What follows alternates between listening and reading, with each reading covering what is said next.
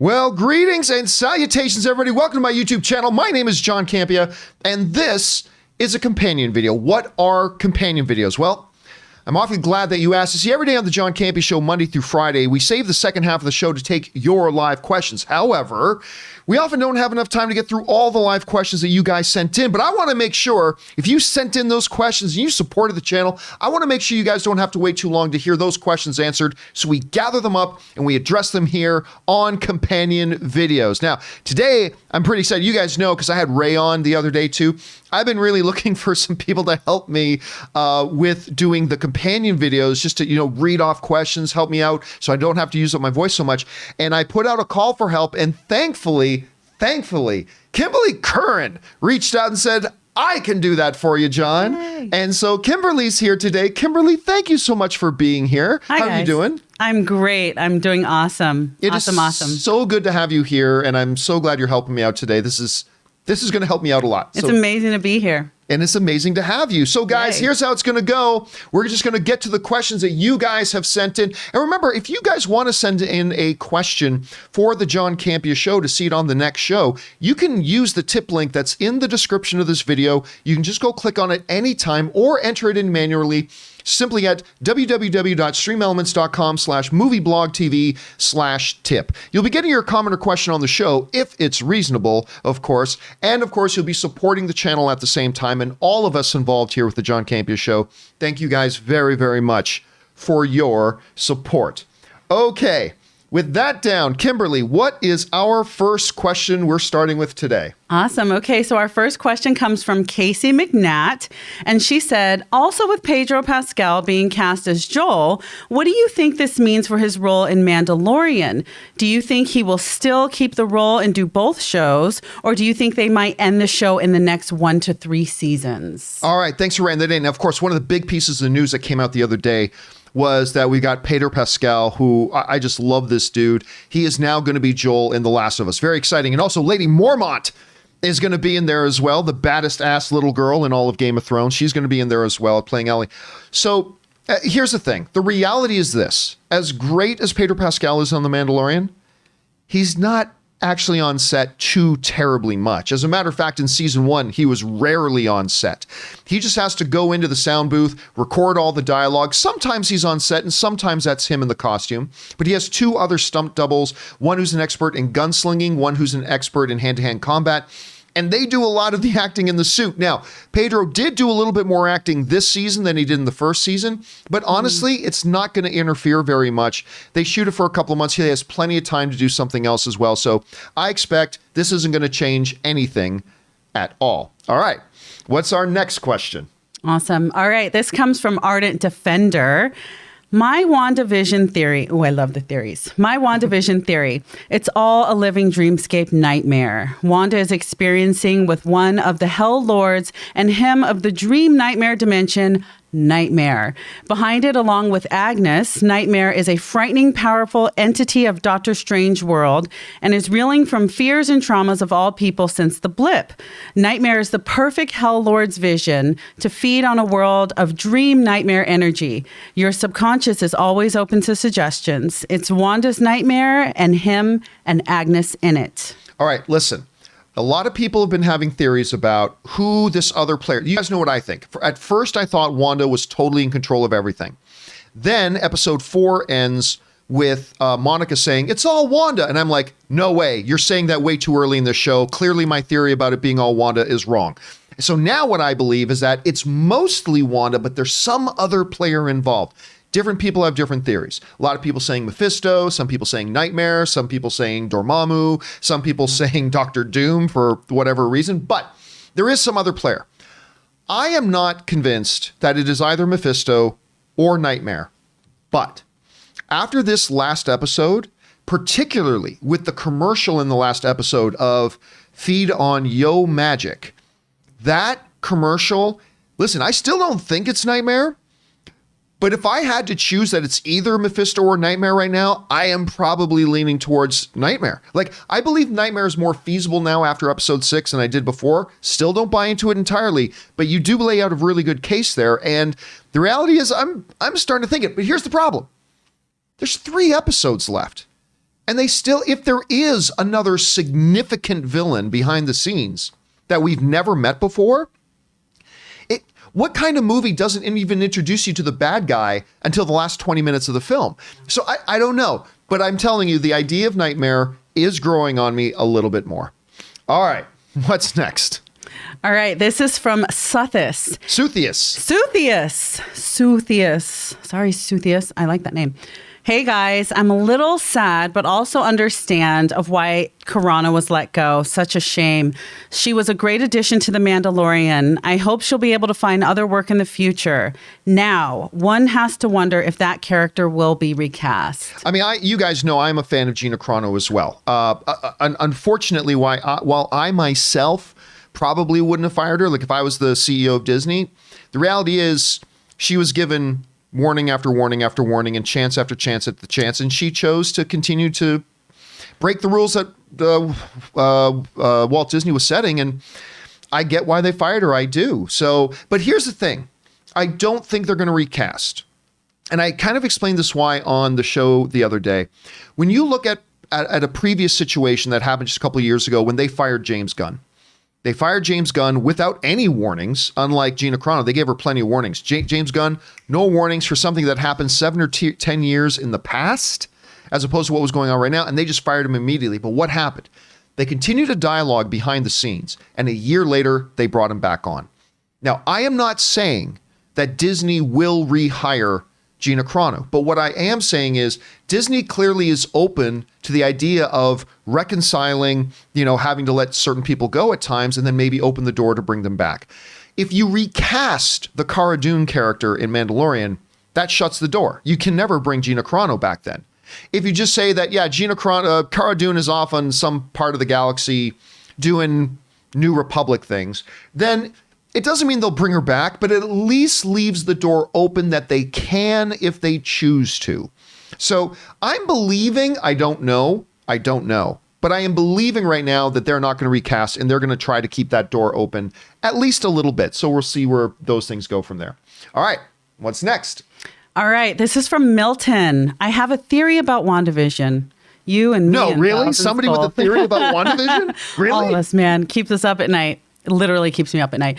I have a theory about WandaVision. I think the missing person is Vision, since he was taken from the Sword facilities and someone added a fake witness protection and filed a missing report within the FBI database. Your thoughts? I like the way you're thinking, Milton, but absolutely not. It seem pretty clear that this was, listen, in I believe it was episode 4 when we meet Jimmy Woo, aka Asian Jim from The Office. I love Randall Park. The way he talked about it, it seemed like this was somebody in witness protection that he was familiar with. Not only that, but he had called their known contacts. People, the implication was that Jimmy knew that they know the missing person, and all of a sudden they don't know who it is, right? So for all that, I don't think it's Vision. On top of all that, I honestly don't think, did you notice they've never even mentioned the missing witness protection person again? I don't think they will. I honestly think it's a completely inconsequential thing. I think the missing witness protection person was simply a plot device to explain why the FBI became aware of Westview in the first place, which then became why Sword became aware of it. It was simply a plot device, and I don't think they're going to use it again. So anything's possible, but I don't think that Vision is the missing witness protection person. So that's just my guess right now. All right. What's next? All right. Actor friend 90 says, my theory, Michael Douglas / Hank Pym, legendary actor for Paul, Luke Skywalker moment for Elizabeth, maybe the engineer that Monica contacted. Okay, so here's the thing. A lot of us have been wondering, ever since in episode 5, Monica, when she was talking about, okay, we need to build this vehicle that's got this substance in it, this substance in it, this substance in it, and then I should be able to go into the field and not be affected. And she goes, I know an aerospace engineer, right? That was the first drop of I know an aerospace engineer. So we're like, who is she talking about? Some people, it's Reed Richards of the Fantastic Four. Some people think it's Hank McCoy, Beast of the X-Men. Some people saying it's going to be Forge. Forge is going to come in and do that, right? Some people saying Stellan Skarsgård, Selvig, Dr. Selvig. Yeah. Dr. Selvig So he says to be Dr. Selvig. The problem, of course, with Dr. Selvig is that he's an astrophysicist, which is a very, very different thing from an aerospace engineer. So I don't know if there'll be that. So a lot of us have been like, who is this going to be? And let me ask you this, Kimberly. Do you have it? Because I know you watch WandaVision. Oh my gosh. So do you have a theory? And by the way, the last episode ends with Monica saying, all right, got to meet my guy. Got to meet my guy. Got to meet my guy. They're driving over the hill to see him. Who do you think they're going to see? Do you have a theory on that yet? I feel so strongly that this is going to be opening the floodgates to Fantastic Four. I have the strongest feeling about that because if you think about it, the way the first, legendary time of Marvel with the Infinity Stone saga, they introduced things pretty quickly. Yes, at the end and like the end of the scene, but we didn't have Disney Plus. We didn't have shows to help be a companion to these films. And so I think they're taking advantage of, guess what I can do with a Disney Plus show, guys? You'll never freaking guess. And it has to be one of those, I never would have guessed this moment, which of course we have all been guessing all the moments, but I really think it's going to open the door to Fantastic Four. I do. Okay, so there is no denying that if Monica and Jimmy show up to a place and there's a car sitting there and Monica and Jimmy get out of the car, it's still dark, there's a little bit of mist on the ground, camera, close shot of the car door opening up. All you see is a couple of feet get out. The camera pans up and it's John Krasinski as Reed Richards. The world explodes, My mind will freaking explode. Okay, there's no denying that would be a Luke Skywalker showing up in Mandalorian kind of moment. But I don't think that's going to be it. Because I don't think they're going to bring Fantastic Four in yet. You know, Kevin Feige did just announce the Fantastic Four movie. It's going to come in 2 years, directed by John Watt. We're a little eager. So, but I had no idea. And then another viewer wrote in the other day with a theory that I had never considered, but it totally equals what it is they're needing. They need somebody who can build this fantastical machine that should be able to make them go in and out. Mm-hmm. It's clearly going to be somebody we know because the way they've been teasing it. Yeah. So, it's a friend. So who can do it? Somebody wrote in an option that I had never thought about. Rocket Raccoon. Rocket can build that shit. Rocket can build that thing. And we're going to Guardians 3. And we got Guardians 3 coming. Now, again, you're so right. You're so right. I'm not our friendly furry friend, man. Right. And what do you need? All you need is Bradley Cooper to go over to the Disney lot for 2 hours, record some dialogue. Yeah. You get James Gunn's brother, Sean Gunn, who does the motion capture, show up for a couple days, do a little bit of things. Say, all right, I'll build this for you, right? And don't forget, we need someone's eye. And of course, you got somebody's eye. I'm getting somebody's eye. He's going to get Hayward's we're going to get that eye. So, I mean, again, I'm not saying it's going to be Rocket, but I mean, to me, that is the best theory I've heard so far. But if it is John Krasinski as Mr. Fantastic, it will blow the internet apart. Totally blow it apart. I don't hold anything in my hands, and I don't drink when I watch WandaVision because I fear that I will break my television. If I see John Krasinski, something's going to cross the room, and it's going to break my TV. But by the way, actor friend brings up another name that I like, actually. Hank Pym. Hank Pym makes sense too, right? He's already in the universe. He's a character we know. Mm-hmm. Now, how Monica would know him, she's been gone for 5 years, but maybe she knew him prior to the dusting, and that's possible. So Hank Pym's a good option. I mean, and he likes to help. He likes to help. As long as it's not Tony Stark, he likes to help. Yeah. I do like, I mean, obviously it would be huge if it's Reed Richards, but I also like the Rocket Raccoon. Watch, it's going to be none of them, but still, I like these theories. Yeah. Okay. What is next? All right. This is coming from War Doctor 10. Hi, John and Rob. Love the show. I honestly didn't think the Luke Skywalker level cameo would be Ian McKellen because Paul Bettany has said it's someone he's always wanted to work with, and that rules out Sir Ian because they work together in the Da Vinci Code. There's a couple of things you have to keep in mind about that, though. They barely worked together in the Da Vinci Code, so there's that. But here's the other big thing that everybody keeps forgetting. Nobody said that the person Elizabeth Olsen was talking about was going to be the same person that Paul Bettany was talking about. They weren't sitting together giving an interview and said that both those things at the same time. Some of this is going to be like a Luke Skywalker level cameo. Paul saying, hey, I got to work with somebody in the show that I've always wanted to work with. For all we know, he could be talking about Catherine Hahn. I don't think Paul Bettany and Catherine Hahn have ever worked together before. He could be talking about her. But regardless, it's just important to understand that maybe the person Elizabeth Olsen's talking about and maybe the person that Paul Bettany is talking about are one and the same, but there's nothing saying that they are. And even if they are, he barely worked with Ian McKellen in that. So I don't know. I still think that what Paul Bettany said doesn't necessarily limit anything. I still think the limits are wide open right now. So that's what I think right now. All right. What's next? All right. This comes from the Wakandan Forever. I remember when I was just a little chubby plumber's son in Austin, Texas, wanting to be the American dream. I've wined and dined with kings and queens and slept in alleys and dined on pork and beans. Who is your favorite wrestler on the mic or promo? Okay, that was obviously the American dream, Dusty Rhodes, R.I.P. Favorite? Well, I mean, you got to go one of two ways. The two best wrestlers to me of all time, because I used to watch a lot of wrestling when I was younger. The two best wrestlers of all time, when in terms of mic skills, there are two. There's the rowdy one, Rowdy Roddy Piper. I mean, that dude was awesome on the mic. It got him a movie career. He was so good on the mic. And then the other one, I mean, it sounds stereotypical, but it's true. There's been nobody better than Dwayne "The Rock" Johnson.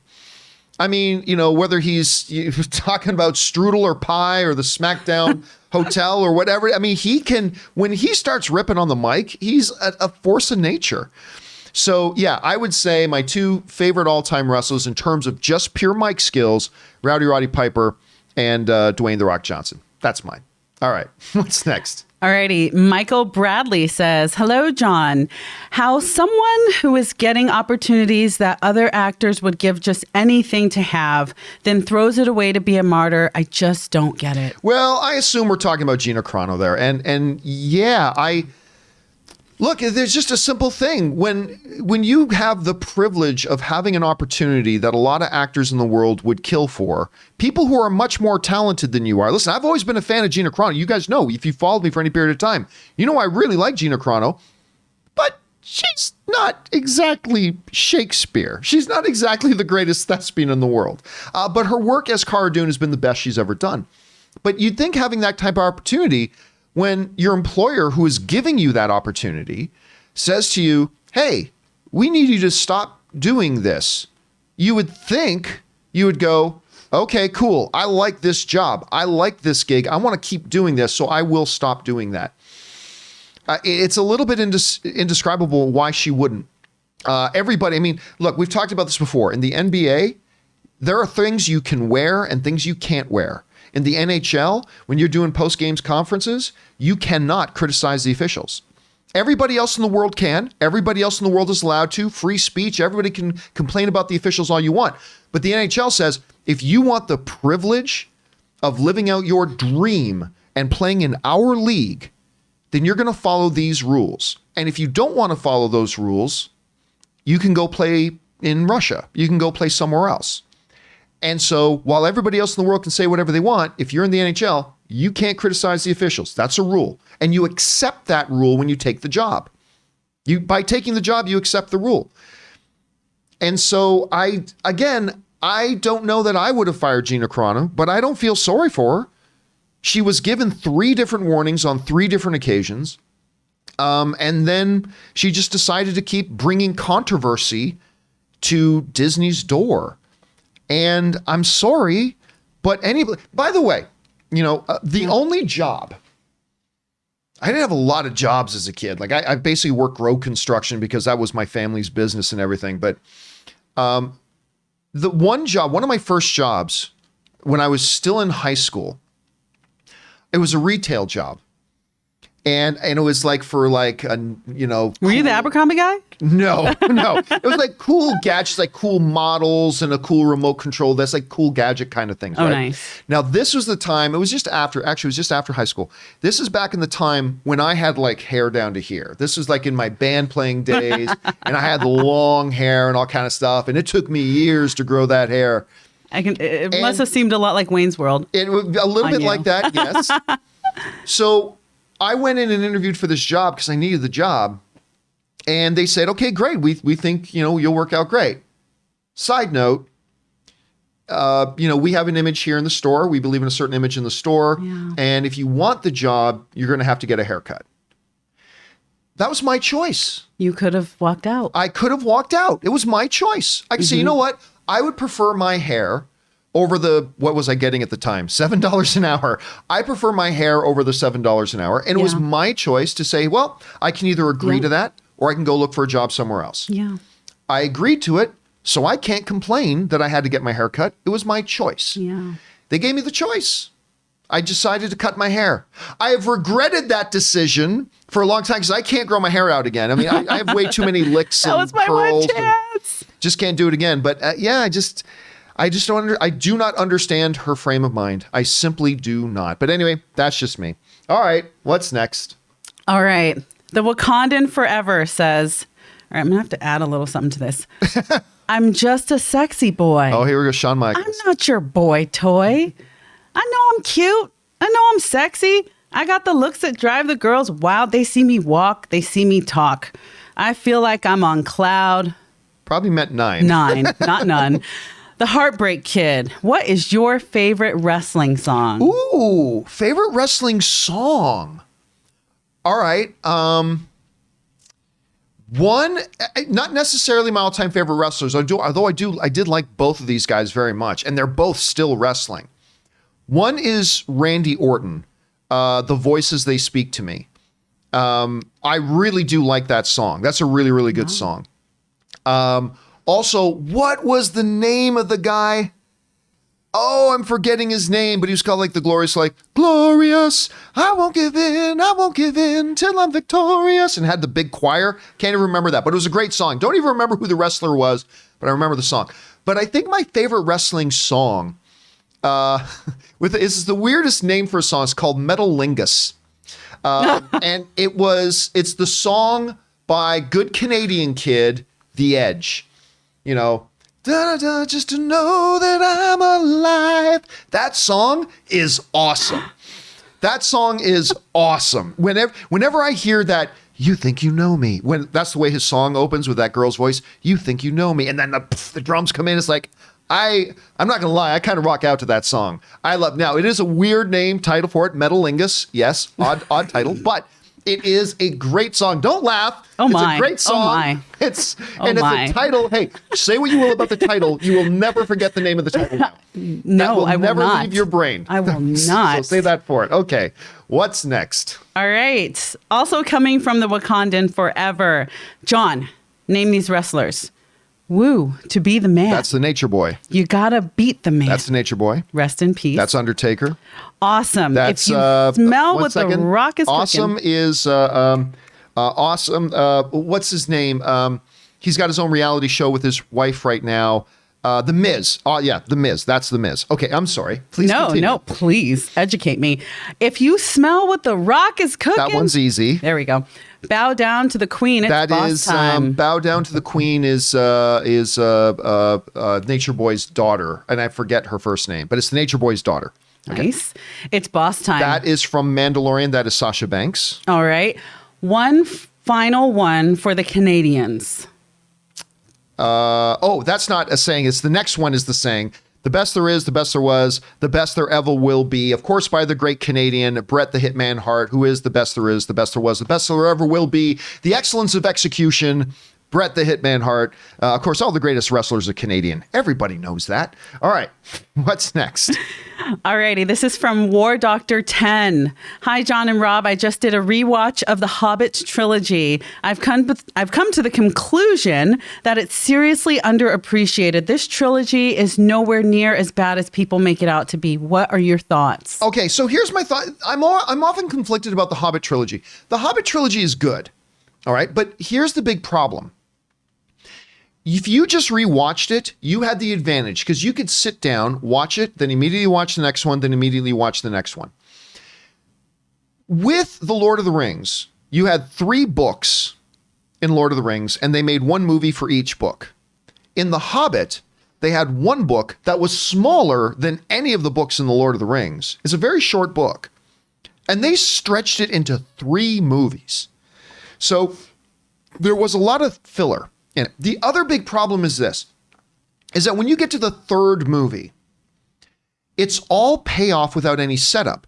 So you get this big battle, I've talked about this before, between Thorin Oakenshield and the White Orc, right? The problem is, as a movie audience, we haven't even seen Thorin Oakenshield and the White Orc together in a scene for 2 years. And so there was literally no setup. Like the whole third movie is just payoff, payoff, payoff. And that just became a little bit exhausting. I'm sure if I could sit down and watch all three back to back, it would feel like a different experience. Generally speaking, I agree with you. I think the Hobbit movies are good. I think they're good. I enjoy them. I like them. They do take me and whisk me away to the Shire again. And I'll always appreciate that. They are vastly inferior to the Lord of the Rings films, but I like them. They're not nearly as bad as a lot of people make them out to be. But again, it was an issue of balance. Their original plan was to make it 2 movies. They should have stuck to that. And then they should have balanced setup, payoff, setup, payoff, setup, payoff. And unfortunately, it was just really disbalanced that way. So that's kind of my take on it. All right. What's next? All right. This is from Tristan Larison. Gina had this coming. She deserved to get fired for her hateful and dangerous speech. People defending her clearly don't know what freedom of speech actually means. Love you, John. I think the main thing to keep understand here was she wasn't actually fired for any one particular thing she said. She was fired for engaging in a certain type of behavior online that was causing controversy. That it's not fair, but when you work for a company like Disney, when you stir up controversy around you, that gets dumped on Disney's door. That gets dumped on if you're a New York Knick and you stir up a big bunch of controversy, the New York Knicks got to deal with it. I mean, that's not fair. That's not the way it should be, but it's the way it is. She wasn't necessarily fired for any of the things she said, particularly any one thing she said. The problem is she engaged in a pattern of behavior, and along the way, she was asked to cease. And then she'd stir up more controversy, and Disney asked her to stop. Then she stirred up more controversy. And again, after 3 times, Disney never fired her. They didn't fire her after the first time. They didn't fire her after the second time. They didn't fire her after the third time. But then when it happened again, it was like, look, we've talked about this. You clearly have no interest in stopping. Obviously, working with us. What we want as far as our image as a company, you don't care about us. You obviously don't care about us. And so we got to part ways. We gave you chance after chance after chance. And I think ultimately at the end of the day, it wasn't about any one particular thing she said. I think at the end of the day, it was Disney going, oh, okay, you don't have any consideration for us as your employers. You have no consideration for us. You keep causing problems for us. You keep bringing controversy to our door that we don't want. We asked you time and time and time and time and time again, and you kept saying to us, okay, cool, I won't do it again. And then you did it again. And ultimately, they didn't trust her anymore. And if you don't trust somebody, if you don't trust that this star isn't going to embarrass you later on, and it doesn't matter if you think what she said was embarrassing or not. The fact of the matter is they felt that they were being embarrassed, and they're the employers. And if you're doing that to your employer and they keep asking you to stop and you don't, so what's going to happen? So again, I don't think she was fired for any particular thing she said. I think she was fired for a pattern of behavior and for constantly breaking her word to them that she would stop. And I think ultimately that's probably what did it in. All right, what's next? H. James 78 says, what Gina said was stupid, yeah, but not hateful. I would have fired her for saying that. I'm not Jewish, so of course I wasn't offended, but I am black. And if she had said that in regards to black slaves, though stupid, too, it's not hateful and it's not offensive. Again, the problem is there was no one thing. That's the issue that people have to remember. There's a lot of people who are trying to oversimplify this, and it's a little bit more complex than they want to admit. This wasn't about one thing she said. It was about, over a period of a couple of months, a demonstrated pattern of behavior that she was confronted about. They communicated through her agency. And by the way, even her agency has let her go now because Gina Carano, UTA's client, her agency, Gina Carano just embarrassed UTA because UTA had to keep going back to Disney. Don't worry, she's going to stop. Don't worry. And then, oh yeah, well, she just did it again. And UTA is, damn it, Gina. And they embarrassed her agency. So her agency dropped her too. Again, it wasn't that there was one thing that she said and then that was it. It was a pattern of behavior of stirring up controversy that Disney didn't want associated with them. It doesn't matter if you were okay, if you would have been okay with being associated with, it doesn't matter. Disney, as the employer, said, we don't want to be associated with this controversy stuff that you continuously keep stirring up. It's not a good look for us. And we employ you. We put you on our shows. We put you on our network. We cannot have somebody on our shows and on our network if you're constantly going to be stirring up controversy that we don't want any part of. And she kept saying, okay, no problem. And then do it again. Okay, no problem. And do it again. And then finally, after months of that behavior, they said, look, we don't want to be associated with you anymore. You have a freedom of speech to say whatever you want, but we have the freedom to employ whoever we want. And we have the freedom to, if we don't want to be associated with the things you're saying, you're free to say it, and we're free to disassociate ourselves from you. And that's what they did, and that's how it turned out. It sucks. Nobody's happy. Nobody's happy. I love Mandalorian. I love the Cara Dune character. I really like the performance Gina Carano gives it. Nobody's happy, but it's a situation she created. This is her doing. This is her doing. And she should have waited till she was done her run on that show and then get on Twitter and say whatever you want. But it is what it is. All right, thanks for that, H. James. Okay, what's next? All right, Basil says someone should just make a trilogy about a doctor who cures cancer, AIDS, and COVID, and then give Daniel Day-Lewis a blank check to star in it because he will actually do everything there just to prepare for the role. Of course. Completely agree with you. Daniel Day-Lewis is the GOAT. He's the greatest of all time. He's amazing. He's the best. Amazing. And so for those of you who don't kind of get what Basil, that's very insightful. But for those of you who don't get what it is Basil's saying here.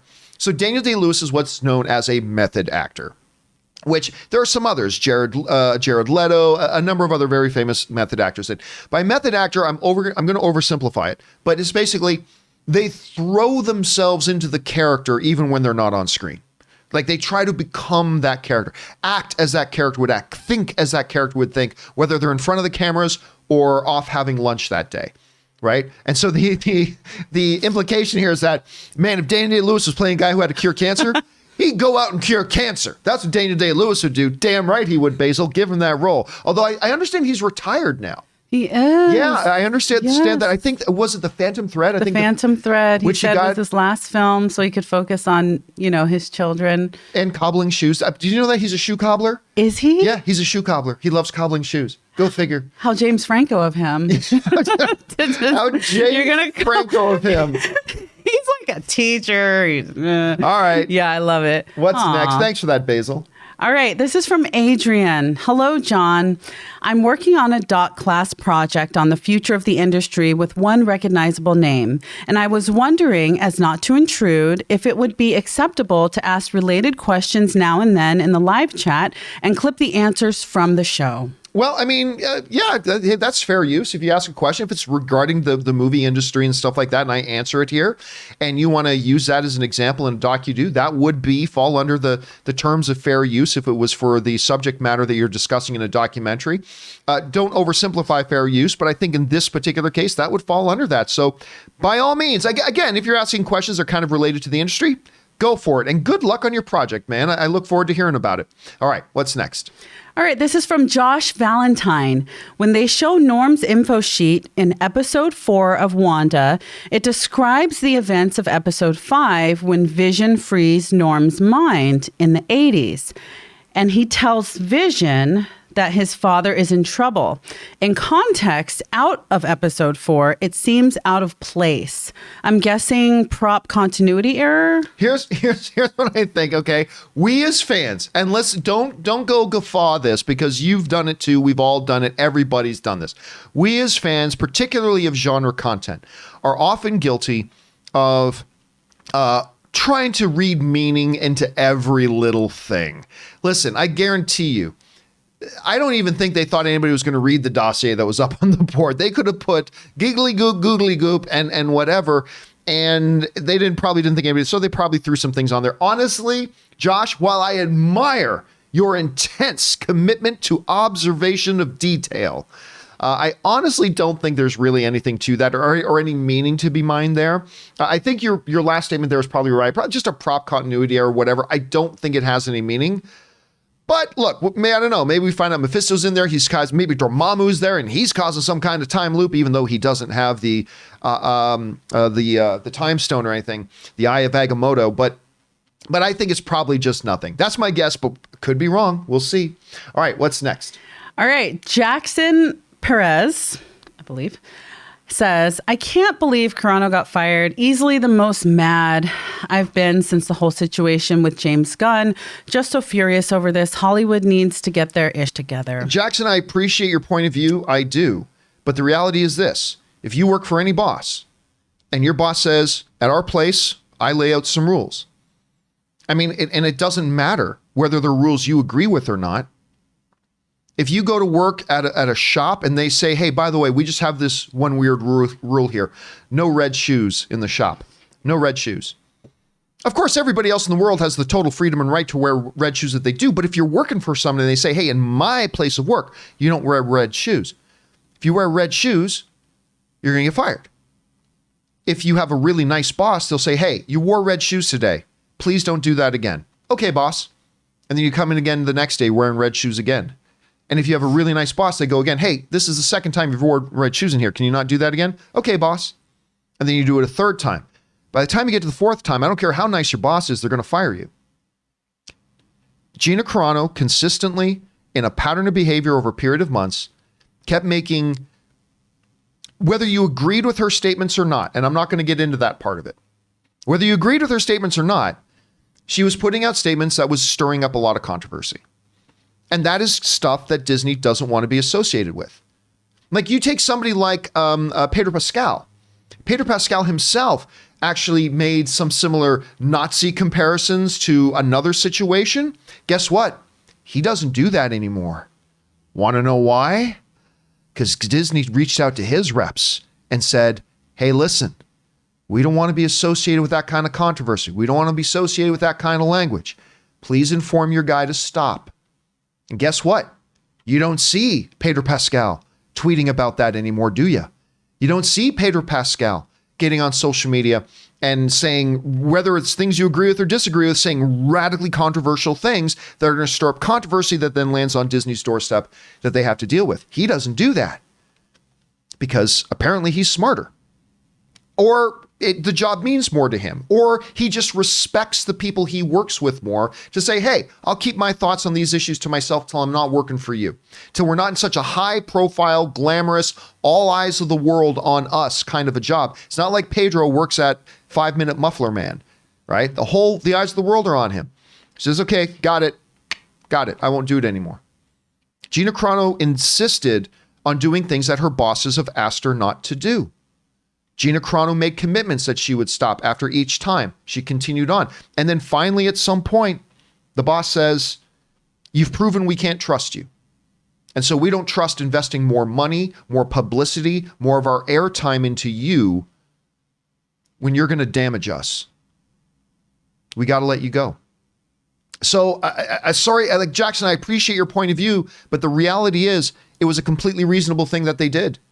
It's their shop. It's their house. They make the rules in their house. And if you want to work there, you got to follow their rules. Just like if I wanted to work at that shop, I had to cut my hair. Just like if I want to play in the NHL, I got to follow the rules and not talk about the refs, even though everybody else in the world is allowed to. If I want to play in the NBA, because totally I have the option of going to play in the NBA. So if I had the option to go and play in the NBA, I got to understand there's certain fashion choices I can't make. There's certain things I can wear and I can't wear, and certain ways I can talk and I can't talk. If I want that position of privilege, I'm going to have to follow the unique set of rules that those places have. And we accept that and we understand that. It applies to entertainment as well. So, we're just going to have to suck it up and deal with it, man. They did what they did, and I think they were totally reasonable in doing it. Even if I wouldn't have done it, I think it was totally reasonable that they did. Anyway, all right, let's move on. What's next? All right, this is from Mauricio Flores Meyer.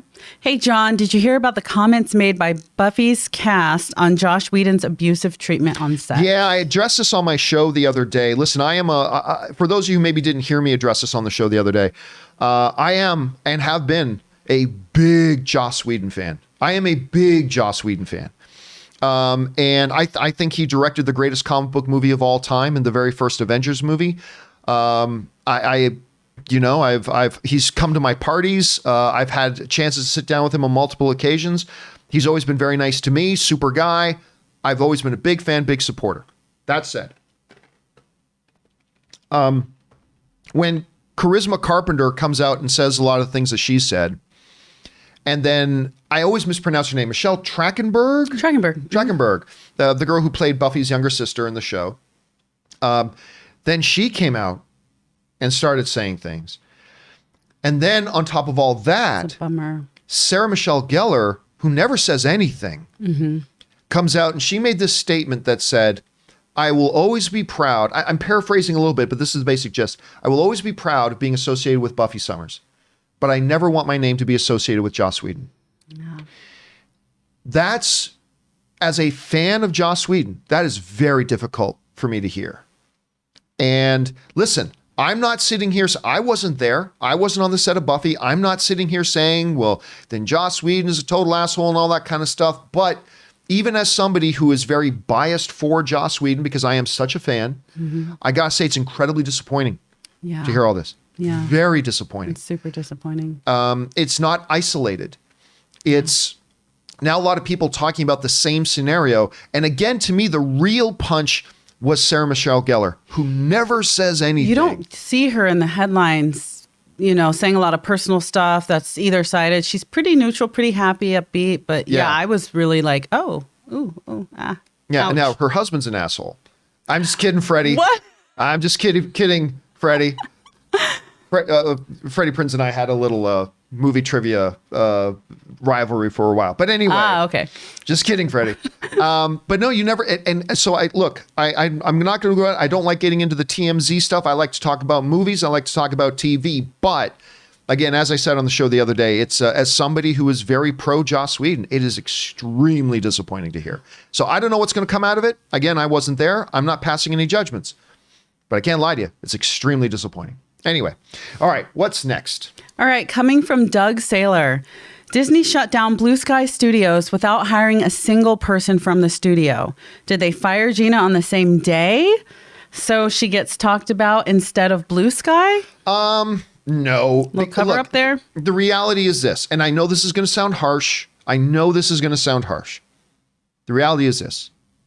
Nobody cares about Blue Sky Studios. Now, obviously, that's hyperbole. Obviously, there are some people who care about Blue Sky Studios. But if I go out to the average film fan, often my example for the average film fan is my mom, who loves movies, but she's an average film fan. If I go to my mom, hey, Mom, what's your favorite Blue Sky Studios movie? She'll have no idea. She won't be able to say Ice Age. She doesn't know what Blue Sky Studios. She won't be able to say Spies in Disguise. She won't be, most people don't care. If anything, you would think that they shut down Blue Sky on the same day that they fired Gina Carano to try to cover up the Gina Carano thing. If anything, it operates. But look, the reality is this. When big mergers happen in any industry, whether it's the telecommunications industry, whether it's the restaurant industry, whatever, when big mergers happen, a lot of things become redundant. It's like, okay, we just merged these companies. Well, this company had a chief janitorial services officer, and this company had a chief janitorial services officer. We got big buildings. It's a big job to maintain these buildings. We only need one chief janitorial services officer. So one's going to be let go or reassigned or something like that. It sucks, but it's reality. When Disney and Fox merged, the reality is this. Most studios have one animation department. Wow. Disney's got two already. They got Pixar and they got Disney Animation. Yeah.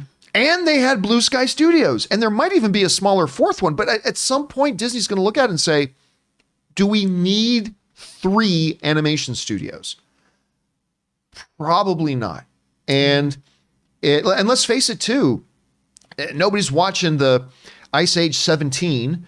And Spies in Disguise didn't do anything at the box office. Mm-hmm. And they have 2 other things. So it sucks. It's terrible.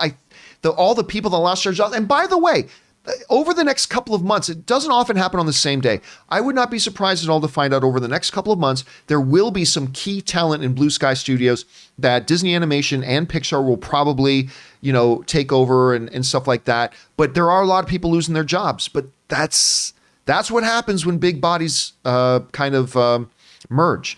There was an innuendo in there. I'm going to let it go. But that's what happens when these big entities merge. There's going to be redundancy. People are going to lose their jobs, and it's unfortunate. And I hope they're able to find other stuff elsewhere. All right, thanks for sending that in, Doug. Appreciate that. All right, what's next? All right, from Sammy Boo 21.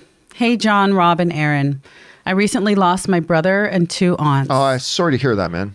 And I wanted to say that I love you all from the bottom of my heart for getting me through this time. I also watched Nomadland in IMAX. Wow. Amazing. Beautiful.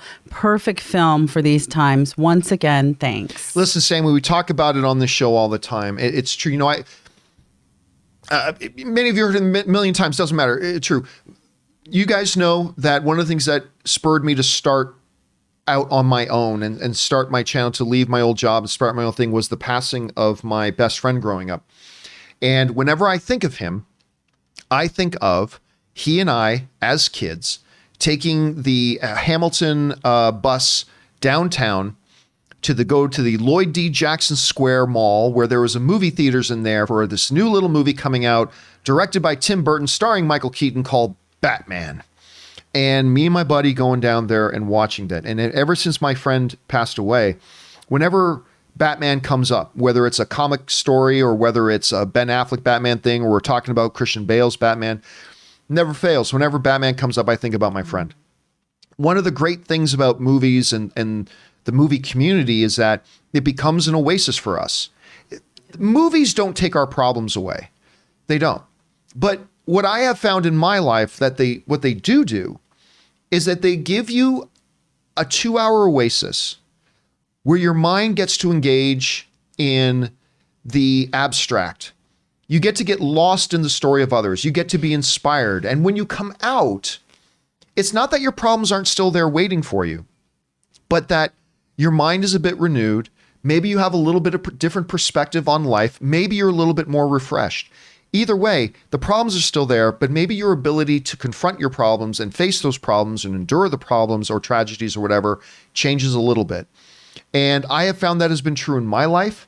I know we hear from you guys all the time. That's true for yours. So it is our honor, Sammy, to be a part of the film fan community with you, and that the world of movies and film and the community that celebrate them can be that for you as well. And as far as Nomadland, getting a lot of awards buzz and all that kind of stuff. And that makes me excited because she's also the same person who's directed the upcoming Marvel film, The Eternals, which says some really good things about that. So a lot of good things all around. So anyway, Sammy, again, deepest condolences for your recent losses. And it's incredibly honoring that we get to be a part of the same fan community as you. So thanks for sharing that, man. We appreciate that. All right. What is next? All right, next we have from Teddy D. He says, John, I really think the antagonist in WandaVision is female. Episode 1 ending seemed like a feminine hand, and the frequent "she's in control" comments from characters might not refer to Wanda. My question is, who in Marvel could that character be? Emma Frost? Or Enchantress? Well, it can't be Enchantress. They've already used Enchantress, if I'm not mistaken. They used her in Agents of S.H.I.E.L.D. Absolutely terrible show. That's just me. I know a lot of people like it. I wanted to like it because I love Clark Gregg, but I didn't like Agents of S.H.I.E.L.D. And I don't think they're bringing in X-Men here, so it's not an Emma Frost thing. I still think the main person here is Wanda. She is still the main person. Now, granted, when Vision touched Norm and she said, "Stop her," it's like, ooh, he didn't say Wanda, he said her. And he said she. But then when he's with Agnes and touches her, Agnes is like, Wanda's not going to let us leave. Well, she directly names Wanda. But is Agnes just misdirecting Vision? There's a lot of these questions there too. So I don't know. Where the hell has Dottie been? Dottie crashed onto the scene as the person in town. And all of a sudden she disappears. Other than that one great joke, she goes, "Does this make me look fat?" Her husband says, when the lights go out, "Oh, thank God." Other than that, I think that was the last time we saw her. I could be mistaken. Yeah, I haven't seen Homegirl since. Yeah, I think that was it. So I don't know. Is she something else? If she is, though, why was she living in the fantasy too with her husband, to ask her husband, does this make me look fat? And I don't know.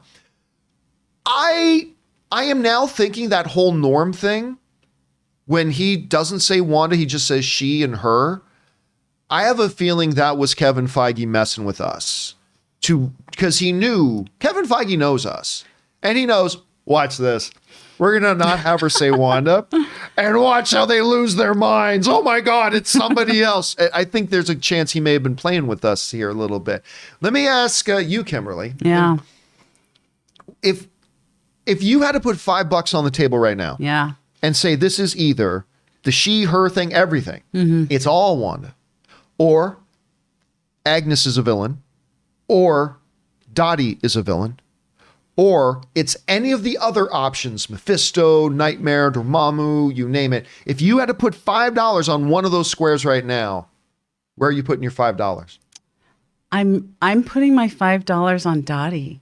Really? You know why? Because although Kevin Feige does know us so well, he does. We're like a family. And you know those crazy cousins, if you give them a nut, they're just going to run with it and run with it. And sometimes he does do that. However, they also don't do stuff for no reason. And when on her episode, she had the red when everything was black and white. Yeah. On her hand, there was so much meaning, and her attitude was so nasty. When everyone else was like, girl, your jeans look great. No, her attitude was so nasty. And her husband, that situation, you know, I really think she's going to come back. And when she does, you're going to be like, yep, yeah, you. Yeah. By the way, her husband has the two funniest lines in the show. One, does this make me look fat? Lights go out, thank God. The other, and nobody else talks about this line. I don't think anybody else found it funny. But it was during the fundraiser talent show. Yeah.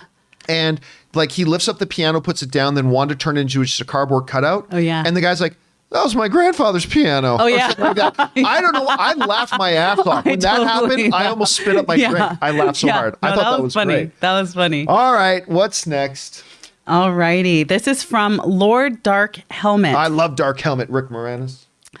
I love movies and dislike getting into politics, but my issue is the double standards.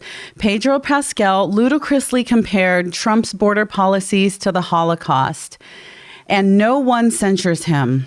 It's not free speech. It's about inconsistency. No, it was totally consistent. How many times have you heard Pedro Pascal say that since? I'll wait. How many times have you heard him say that since? Want to know why? Because Disney reached out to his reps and said, we'd rather not the stars of our shows engage in controversial, like seriously controversial stuff like that, that's going to bring crap on our door. They gave Gina Carano 3 different warnings. The difference between the Gina Carano situation and the Pedro Pascal situation is when they finally approached him to say, hey, listen, can you maybe not do that? He said, okay. And he stopped doing it. So there is a consistency here. The difference is that Pedro Pascal stopped and Gina Carano just kept doing it with tweeting out one controversial thing after another controversial thing after another controversial thing after another. And finally, after 4 times, it wasn't 3 strikes and you're out. It was 4. Like a lot of people, they come out and say, you know, and with all due respect, but a lot of people come out and say, oh, they just fired her because she has a different political opinion. No. She tweeted out some stuff that was very different political opinion than what Disney's position is, and Disney didn't fire her. Then she, a little bit later, put out another massively controversial thing that is not consistent with Disney's policies, different political opinion, and they still didn't fire her.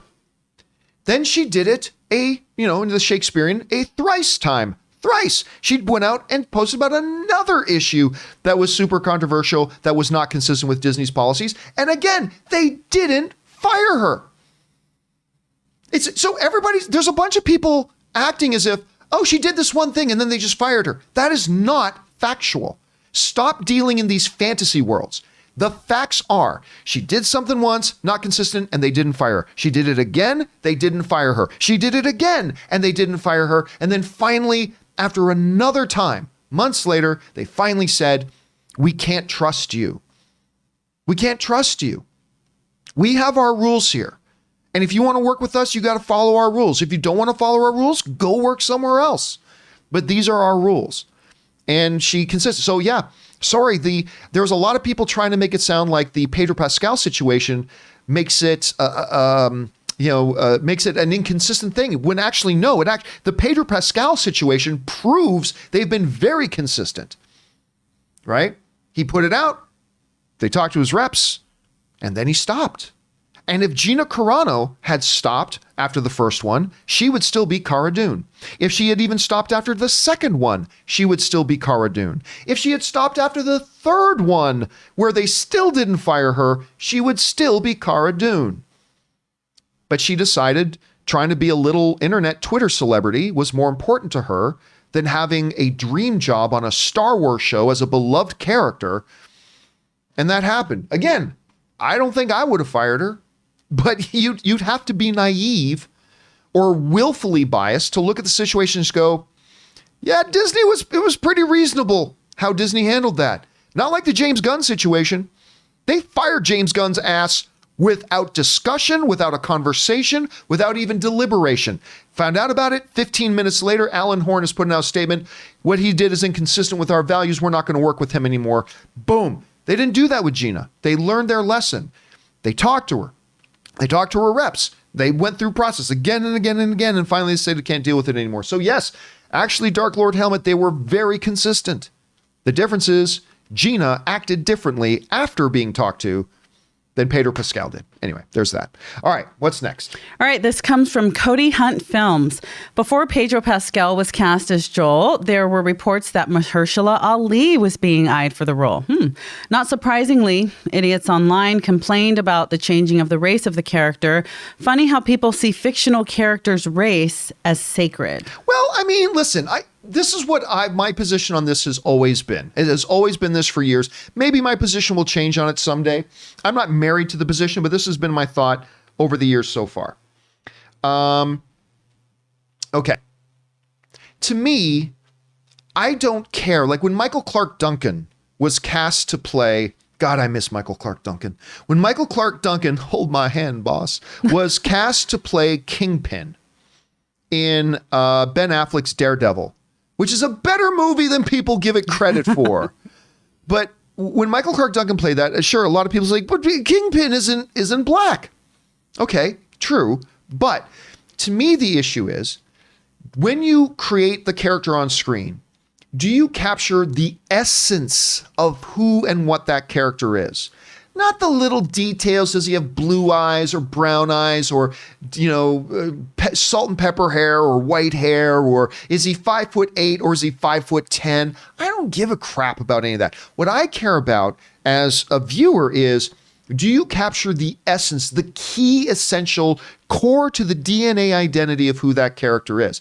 And when I watched Michael Clark Duncan's performance as Kingpin in that, I'm like, dude, nail Kingpin in this kind of a movie, right? Vincent D'Onofrio's Kingpin in Daredevil on Netflix was another level, yeah. But when at that time, for the type of movie that was, I thought Michael Clark Duncan killed it.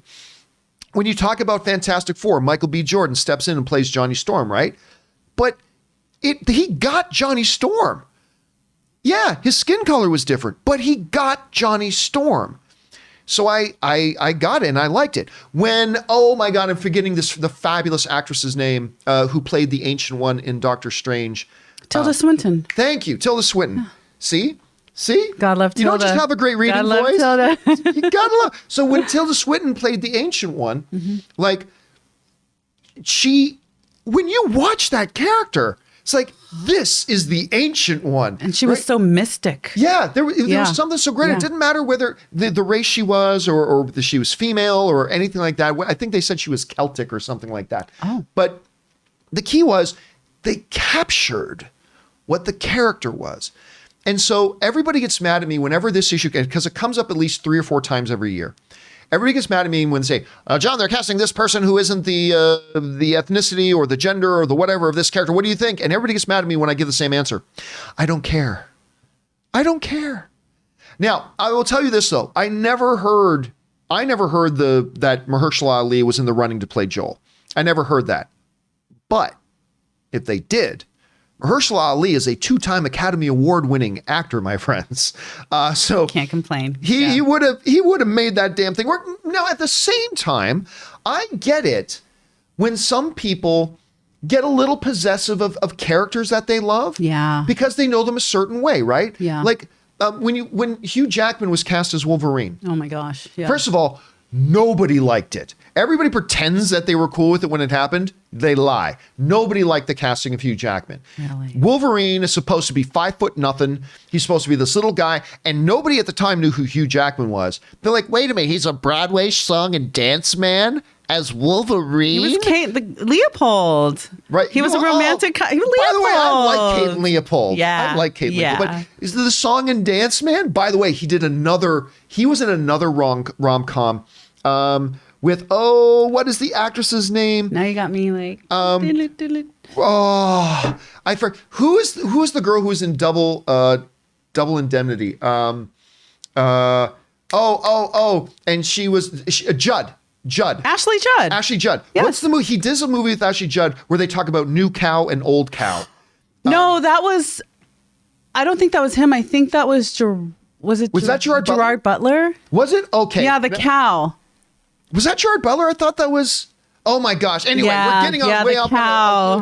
That scene was so good. I like that movie. And maybe it was Gerard Butler. Compare me to a cow? Because Gerard Butler does another one like that called The Ugly Truth that he does with the girl from Grey's Anatomy. And I forget her name. And she's on a new show on Netflix. Rogen. Right, and she was in the Seth Rogen Knocked movie. Up. Knocked Up movie ever. But anyway, by the way, Ugly Truth is a seriously underrated comedy. Such a good movie. What were we talking about? Oh yeah, Hugh Jackman. Getting cast as Wolverine. But listen, a lot now today, a lot of us can't even imagine Wolverine as anybody else other than Hugh Jackman. And to be honest, I realized that his stature was shorter, but I didn't pay attention to it. But now when I look at like all the t-shirts I have, I'm like, oh yeah, he wasn't 6'2". Yeah, the little knucklehead. But do I care? No. But a lot of people, but you understand, a lot of people who know Wolverine before they did the movie, who love Wolverine, they feel a bit of ownership when you make a drastic departure. Yes. And all of a sudden you got this 6'2", 6'3" song and dance man. By the way, if you haven't seen The Greatest Showman, go watch The Greatest Showman. Suddenly there's that. And sure, some people are going to feel that way. And so that's why, like, when questions about, there was some rumors about Michael B. Jordan maybe playing Superman.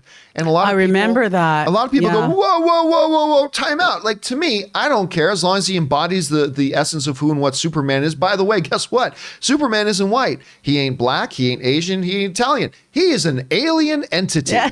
So, but that aside, there are people who have known Superman their whole lives, and they identify him as the little curl in the hair, glasses when he's Clark Kent, Caucasian dude. And so I get it. I get why some people who feel ownership of that get their backs up when they make a radical change. I get it. But I think at the end of the day, do you get the character? That's all I care about. Do you get the character? So anyway, that's my thoughts on that. Okay. I agree. Anyway, what's next? All right. This is coming from Abdul. Hey, John, thank you for your continuous contributions to my life. Well, thank you for being here, Abdul. My question is, do you see Marvel ever dwelling in the horror aspects, such as werewolves and others? I'd like to think Blade could open that door. Thank you always. Well, you're 100% right. Blade is open. Actually, I would go even one step back from that. I think Doctor Strange opened the door for that. There are definitely horror elements in Doctor Strange. And when Scott directed that, who is primarily known as a horror director, you knew they were going to go that way. Now, of course, the reason Scott's not directing Doctor Strange 2 is because he even wanted to push the horror even further. I think further than Disney and Marvel are ready to go quite yet. But then they bring in another horror director, Sam Raimi, who's going to be doing Doctor Strange 2. I'm looking forward to that a lot. Excited. But the answer is yes. I think they open the door with Doctor Strange, and they're going to gradually go a little bit more in that direction, and obviously bringing in Blade. I mean, Blade isn't going to be the R-rated Wesley Snipes version of Blade where you have a vampire masturbating in a strip club. I don't think they're going to go that far, but they're going to start pushing the boundaries on their horror elements a little bit. Because listen, they've been pushing so much stuff. They're trying different things now, and you have to after 20 plus MCU films. And WandaVision is a great example of that. So yes, Abdul, I do think you're going to see over the next 3 to 4 years them pushing horror a little bit more. I mean, like they could even bring back Ghost Rider. That's not cuddly, right? So we'll see. All right, what's next? I like it. All right. Austin says, I think everyone needs to stop comparing everything to Nazi Germany. Twitter constantly compares things happening in the U.S. to Nazi Germany, and it's disingenuous to anyone who had to live during arguably the worst event in world history. Well, it is, and it's. I come from a debate background. Like I did a law and law debate. That's why I got involved in law. Oh, nice. But one of the cheapest, just a concert, you want a cheap pop from the audience? Hello, Cleveland, right? That's your automatic cheap pop, right? You want a cheap pop in debating? Compare something your opponent is talking about to Hitler and Nazi Germany. Yeah. It is an easy softball. I understand the temptation to go there. I do. But you're right. At the end of the day, it's not constructive. Now, sometimes we've had politicians say things that are eerily similar to maybe what Hitler may have said. And maybe at that point, it becomes appropriate to let's look. Maybe you shouldn't say this because that's awfully similar to this. But for the most part, I think you're right. People lean back on that one just a little too much, Austin. I think you're onto something there. All right. What's next? All right. Jake says, it doesn't have to be a violation of freedom of speech for it to be wrong. I agree Disney firing Gina doesn't impede her freedom of speech, but firing someone for having differing political views is wrong. Again, you're oversimplifying it, Jake. They didn't fire her for having different political opinions. They fired her because she was doing something they asked her not to do, regardless of what it was. Start making controversial comments on social media, wearing red shoes. It doesn't matter what it is. That's what they fired her for. That's why Pedro Pascal is still there, because they asked him to stop and he did. And that's why Gina Carano is not. They asked her to stop and she didn't. Listen, again, I bring our attention to the other industries. You want to go to the NBA? There's certain rules you got to follow that nobody else has to follow. You want to play in the NHL? You got to follow certain rules that nobody else has to follow. And if you want this incredible position of privilege where you become world famous and make millions of dollars, then you need to play by the certain set of structural rules. You're going to have to follow some rules that nobody else has to, just like in the NHL, just like in the NBA, just whatever. And if you consistently exhibit to us that we can't trust you, if you do it over and over and over again, Jake, you're oversimplifying this. They didn't fire her for a differing political opinion. If that was the case, they would have fired her after the first tweet, and they didn't. If that was the case, they certainly would have fired her after the second time, and they didn't. If that was the case, it's a brain dead thing. Obviously, they would have fired her after the third time, and they didn't. They did reach out through her reps, and then finally she did it again. They couldn't trust her anymore. She said to them, it's more important that I play this game on Twitter than working here and doing this. And that's her right. That's her privilege. If she decides, she gets to make the choice, which was more important to her. And she chose. And Disney has the right to go, we don't want to be associated with that. It's that simple. You have that right, by the way. You have that right, Jake. If there's a YouTuber who's constantly saying things that you completely disagree with and you don't want to associate with them, you stop watching that YouTube channel. Maybe mine will be one of them. But you have that right. It's your right. It's your freedom. If you don't want to watch a certain YouTube channel because they constantly say things that you find are inconsistent with what you feel and what you think are right, then you stop watching that channel. If Disney has somebody working in their employ that is constantly doing things that they feel are inconsistent with what and who they are, and they won't stop doing it on a public stage, then they have the right to go, we don't want to be associated with that. And we've given you 1 chance, 2 chances, 3 chances, 4 strikes, you're out. And it kind of is what it is. All right, what's next? All right, this is coming from HV3. John, I respect the fact that you hope Carano comes back as Cara Dune. I do not. I hope they replace her with another actress. I like the Dune character, and hopefully Disney can find another actress who is a good fit. Well, let's be clear here. What I am a fan of is fixed relationships. I am a fan of fixed relationships because I am a person in my life that I've been really lucky to have some broken relationships fixed. And I'm also somebody in life, much like everybody else, who's had broken relationships I've never been able to fix. And those suck. And so yes, I am a fan of Gina Carano. Yes, I really like her iteration of Cara Dune. But really, and as a fan, I would like to see more of Cara Dune as portrayed by Gina Carano. Yes, but really at the heart of it, the reason why I will always deep down kind of hope for and cheer for her coming back is because I'm a fan of fixed relationships. And again, I don't need Gina Carano to have the same opinions I have or the same opinion. Just like the Clint Eastwood. Clint Eastwood has a lot of opinions, man, that I do not agree with. But guess what? It doesn't change the fact that I think he's like one of the greatest filmmakers of all time. I love his work and all that kind of stuff. And I don't need to agree with him on his certain point of views on things. And if Gina and Disney at some point can come together and not share the same opinions, but understand this is how we can work together while you have opinions and we have our values. And if we conduct ourselves in a certain way, those don't matter. And we're going to be able to make art together, and we're going to be able to make things together that people enjoy, regardless of the fact that away from it, we have certain values, and away from it, you have certain values. That's okay. But at the end of the day, I hope so, because I like fixed relationships. And we all know we all have relationships that have been broken in the past that we can't fix.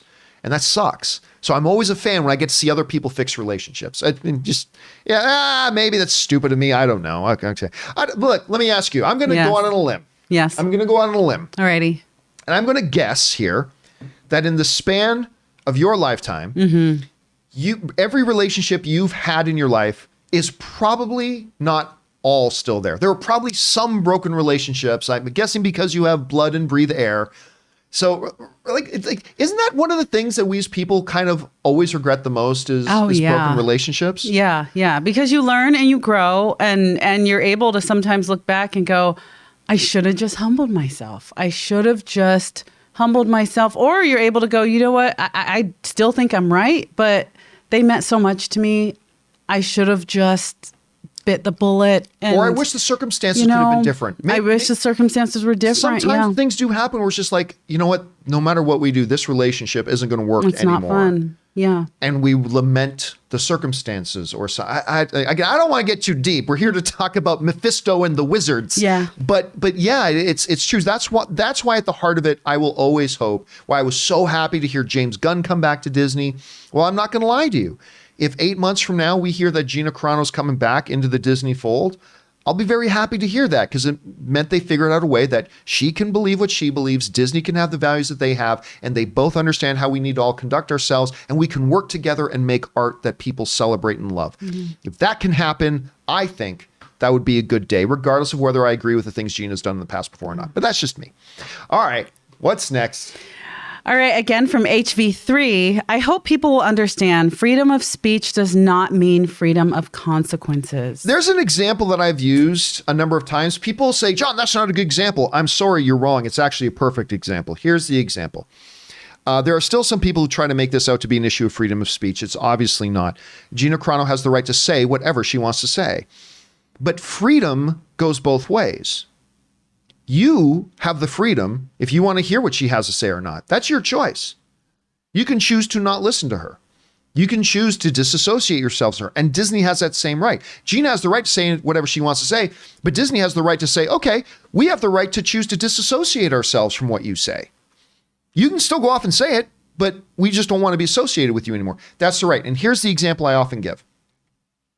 If you had a dinner guest over to your house who, when the first course is about to be served, decided to stand up at the table and proclaim in a loud voice that your mother is a whore, are you going to continue to serve dinner to that person, or are you going to ask them to leave politely or not? The answer to that question is obvious. You're going to have them leave. Maybe politely, maybe not, but you're going to have them leave. That doesn't mean that you're not for free speech. It doesn't mean that you're trying to stifle their ability to say their opinion. It just means you get to decide who you're going to have dinner with. That's what it means. And you have the right to say, that's cool. You can have, if you want to say that, that's cool. You just can't do it in my house. You just can't do it in my house. That is the principle. Somebody else has the right to free speech, sure, but you have the right, and everybody else has the right to choose if they want to associate with you or the words that you spoke. That is the issue. That's the issue. Gina had the right to say what she wanted to say. Disney has the right to say, we don't want to be associated with that. That's freedom. That's what freedom means. It goes both ways. And so that's kind of my thoughts on that. All right, let's move on. What's next? This is from Dr. Quinn Medicine Dude. Sully. I like that. I'm sure this question has probably been asked before, but with all of the talk of who will be the next big villain in the MCU, could it be that WandaVision is setting Wanda up to be the next major MCU villain? Okay. I'm not quite sure how to answer that because on the one hand, I believe she's going bad. She's broke. Poor thing's going bad. Yeah. She's broken. Like we've talked about this in the show. She is a character who her entire life has been defined by tragedy. Pain, and more pain. Like even that little joke about her and Pietro as kids going trick-or-treating. With the fish. Oh, God. Right. But what was, so if you sad. listen to that scene, what do you hear in the background? Gunfire. Machine gun fire in the background and explosions going off. That's their childhood. And then her parents die. And then she's experimented on by Hydra. And then her brother dies. And then she finds a family that then splits into a civil war and they have to fight against each other. Then she finds the love of her life and she has to kill him. She has to kill him. Therapy. She needs to kill him. Only to find out that doing the most difficult thing she's ever done in her life in an act of sacrifice, killing the person she loves, it's undone like that. And then she's got to watch him die again. She's broken. When we see at the end of Endgame, her at the funeral scene talking to Hawkeye, when she's talking, you can tell this is a broken person. Yeah. This is a broken person. And you can tell in this show, she's broken. And you feel empathy, but I also feel terrified. The power she wields and the depth of her brokenness and the what's the word I'm looking for? Justification. Yeah. The self-justification for all the things she's doing. So finally when Pietro says to her, by the way, that ain't Pietro, but the person who looks like Pietro is saying to her, oh, like, hey, how'd you do the thing with the kids, by the way? Did you hide them away? And she looks at him and she goes, so you don't think it's wrong? Nah, I'm impressed. Mm-hmm. This it's terrifying. So how is this a difficult question for me? It's a difficult question for me because of this. She's going bad. And I do believe, I don't know, I believe she is going to be the antagonist in Doctor Strange 2. But does that mean she's the villain like, I'm trying to think of a villain in one of the films, that like Yellow Jacket was the villain in the first Ant-Man movie? Or does it mean she's the next Thanos, where she's like the big threat of the entire MCU? I think it's more of the former. I think she's more like going to be the villain of Doctor Strange 2. But I've said this before, and I haven't asked you this. I don't think Wanda's around anymore after Doctor Strange 2. I think she dies. In House of M. Really? In the House of M, the comic book line that a lot of WandaVision is based on. Okay. It ultimately comes down, well, the way the story starts is that Professor Xavier has to get the X-Men together and the Avengers together and basically have a very hard conversation and say, I'm trying my best to help Wanda, but she's so broken that every time she has an episode, she's changing reality. She's a threat to the world, and we have to have a serious discussion about whether or not to end her life. Ooh. And there's this great scene where it's like literally all the X-Men and all the Avengers in a room, they're debating about whether or not they have to kill Wanda. And I have a feeling, again, I don't know this, that when it comes down to Doctor Strange 2, it is going to be about them trying to stop Wanda and trying to save Wanda. And at the end of the day, they're going to face a terrible decision. Whoever else is there with Doctor Strange, whether it's Spider-Man, whether it's, I don't know, Thor's going to show up, whatever. Wow. But they're going to face a very difficult decision. And I think they kill Wanda. I think it's totally possible. Because like I was such a huge fan of the X-Men movies. And when Jean died, well, and then she was resurrected, like always. But yep. But you know, when she died, I was like, and when Wolverine was the one to do it, it was like, no, I love her. I love this character. But you saw like in his face, this needs to happen. Look what you did. Yes. Yeah. Look what you did. You know, you almost killed a kid. Like, yeah. I don't want to admit that I agree with you, but I do because I was so hopeful. Because the tragic thing about her also is that everyone else got to either live with their powers or have someone help them hone their powers. Like Thor was born with his powers and everything, but when she got her powers, she went right into drama. Yeah. There was no time in the forest where she got to just play around and how do I work this? And she's just using her powers with her emotions like a roller coaster, like you said, with everything she's been through. So she hasn't had a peaceful time to sharpen her skills and go, how can I help people with this? She's just been tragedy after tragedy, and oh yeah, I can do this. Let me see what I can do. So, and she's finding out she's even more powerful than she knew. Yes. And that's the scary That's where the mystery. How did you get here? I don't know. For all we know, someone else did it, but for all we know, she went into a tizzy, after the funeral, and all of a sudden was like, I don't know how I did this, but I did. Yeah. I don't know. It's crazy. All right. What's next? Jake writes, in some countries, being vocally liberal can get you fired from your job. That's not an impediment on free speech either, but it is wrong. Just because in America, cancel culture leans the other way, it doesn't make it okay. Again, Jake, I'm just gonna kind of reiterate, that's a false argument. That's not what this is about. This is about a person who, like any workplace, there are certain sets of rules. She was doing things the employer didn't want being done and bring attention to them. They asked her several times. They gave her several chances, and she ultimately decided, unlike, say, Pedro Pascal, who was kind of talked to and he stopped. And that's what this is about. It's not about any of the stuff that you're talking about. That's an oversimplification of it. It's about a person who exhibited a pattern of behavior.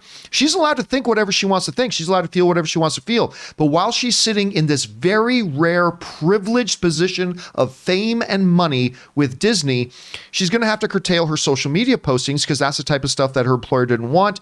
She did it. They didn't fire her. She did it again. They didn't fire her. She did it again. They didn't fire her. And then she did it a fourth time.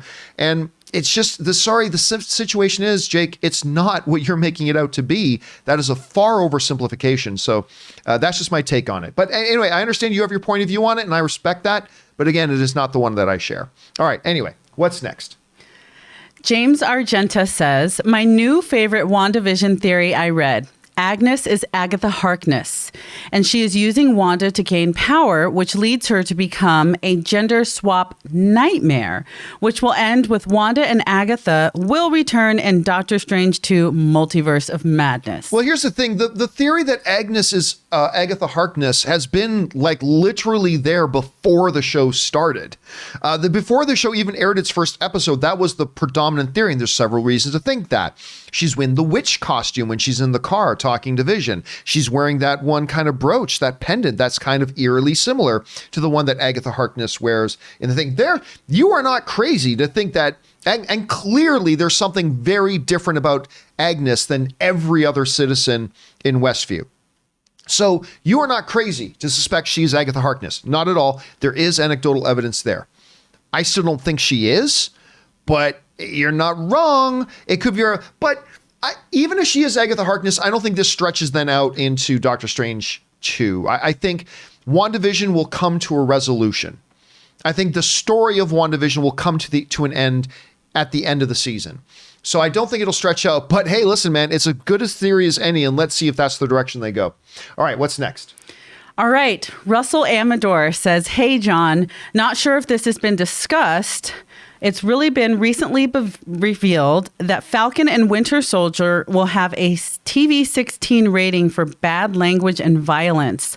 I believe this was revealed by International Trade. I can't recall, but any thoughts? No, I mean, really, a little bit of adult language and violence is welcome to the MCU. I mean, it depends. I mean, listen, I don't think we're going to hear Bucky dropping F-bombs every 5 minutes, but there has been some language and some violence and everything. So to me, Russell, it's a non-starter. And by the way, as an adult male, I don't care if they get filthy. I really don't. I mean, for all I care, Sam and what's the name of the character again? Peggy's niece. Her niece. Her niece. Anyway, I can't even remember now. But I don't care if there's a scene where Winter Soldier was out buying groceries and he picks up some fabulous Pop-Tarts. It's like, can't wait for Sam to try some of these Pop-Tarts. And he walks in on Sam and her rubbing uglies. That's fine. I don't care. As an adult man, I don't care. Now, if I was a parent, maybe I'd be like, what the holy hell are you doing, Mom? Maybe, but I'm not a parent, so I don't care. Give me the filthy. Bring on the filthy. I love it. Bring it. So I really don't care. But honestly, at the end of the day, a little bit of language, a little bit of violence, It's the MCU. It's what they've done so far. So I don't think it'll be. I don't think it'll be anything wrong with that. I think the TV 16 rating really doesn't mean much. So it doesn't bother me. I don't. You got a thought on that? Tony's daughter said shit. I mean, to be honest, but I get it because I do get it because I've got nieces and nephews, and I know with Disney, it's like, am I watching Doc McStuffins today, or am I gonna put this one to nap, and then is my teenager come in and we're gonna watch this? So again, the good thing, something for everyone in the family. Yeah. The toddlers to teens. But as a parent, it is good to know, like, which one am I getting right now? But is it going to be cute cursing? Like, is the cute guy going to curse? I mean, cute curtsy? It depends. All right, what's next? This is from Jesse. To recommend further, I didn't expect much from Big Sky either. My dad actually starting it. My dad just started watching it too. And in the course of the first episode, I went from being on my phone the whole time to being glued to the screen and haven't missed an episode yet. Great performances as well, with Brian Garrity, Chicago PD, We Are Marshall, Flight, bringing his best. Don't get me wrong, it's not Breaking Bad levels, but definitely not CW. I was actually surprised by the quality. See, do you watch Big Sky? My dad does. And when I do my quality time, I try to get in with everyone. I'm like, what's dad doing? All right, we're doing Big Sky. And honestly, I stepped in the other night and he hates when I do this. When he says, if you're not going to watch the whole thing, do not come in the fourth episode and ask me what's happening. But I am daddy's girl, so he paused it, caught me up, and I was kind of riveted. I was like, oh boy, with the thing is like he's the oh shoot, like I was like, okay, and I sat down and I watched 2 episodes. Like I like it. I like it. See, this thing, I saw the trailers for it. Like they were pushing it pretty hard. Yeah, because Ryan Phillippe was in the. I don't want to spoil it for anyone. He's in it. Is he in it? I know there's a guy who's in it who looks just like Ryan Phillippe, but it looks way too young to be Ryan Phillippe. It is him. Depending on what episode you're watching, he's in it. I don't want to spoil too much. He's okay. Yeah. So, but even when I'm like driving down, I'm driving around in Burbank and whatever, and I'm going down the Barn Pass, like there's giant Big Sky posters. And when I first saw it, it looked like, number one, this looks really CW to me. It looks really, really CW. And I thought, so this is going to be because, you know, another CW show, Riverdale. Yeah. I tried watching Riverdale, right? Yeah. And in the first 4 episodes, I think Archie had like slept with 4 of them. I'm not really sure. And I thought, okay, this is going to be another one of these kind of salacious CW, the high school, yeah. You know, Big Little Lies or what. It's going to be one of these things. I shouldn't talk. My wife loves Big Little Lies, so I should probably be careful. But and then this is going to be schlocky, so I ignored it. But I've been hearing from more and more people that it's actually really good. It's pretty good. And now I'm struggling with whether I should get on board with it and give it a try. It's pretty good. And I believe it's set out in Montana. And the first episode, I was like, wait. Are you trying to be like a little Yellowstone? Like is this like a tamed down? But I like it. It's got its twists and turns, and it's got its like, and it's what? So yeah, I like it. All right, I'll keep my eyes open for it. Okay, What's next? Alrighty, this is from James Argenta.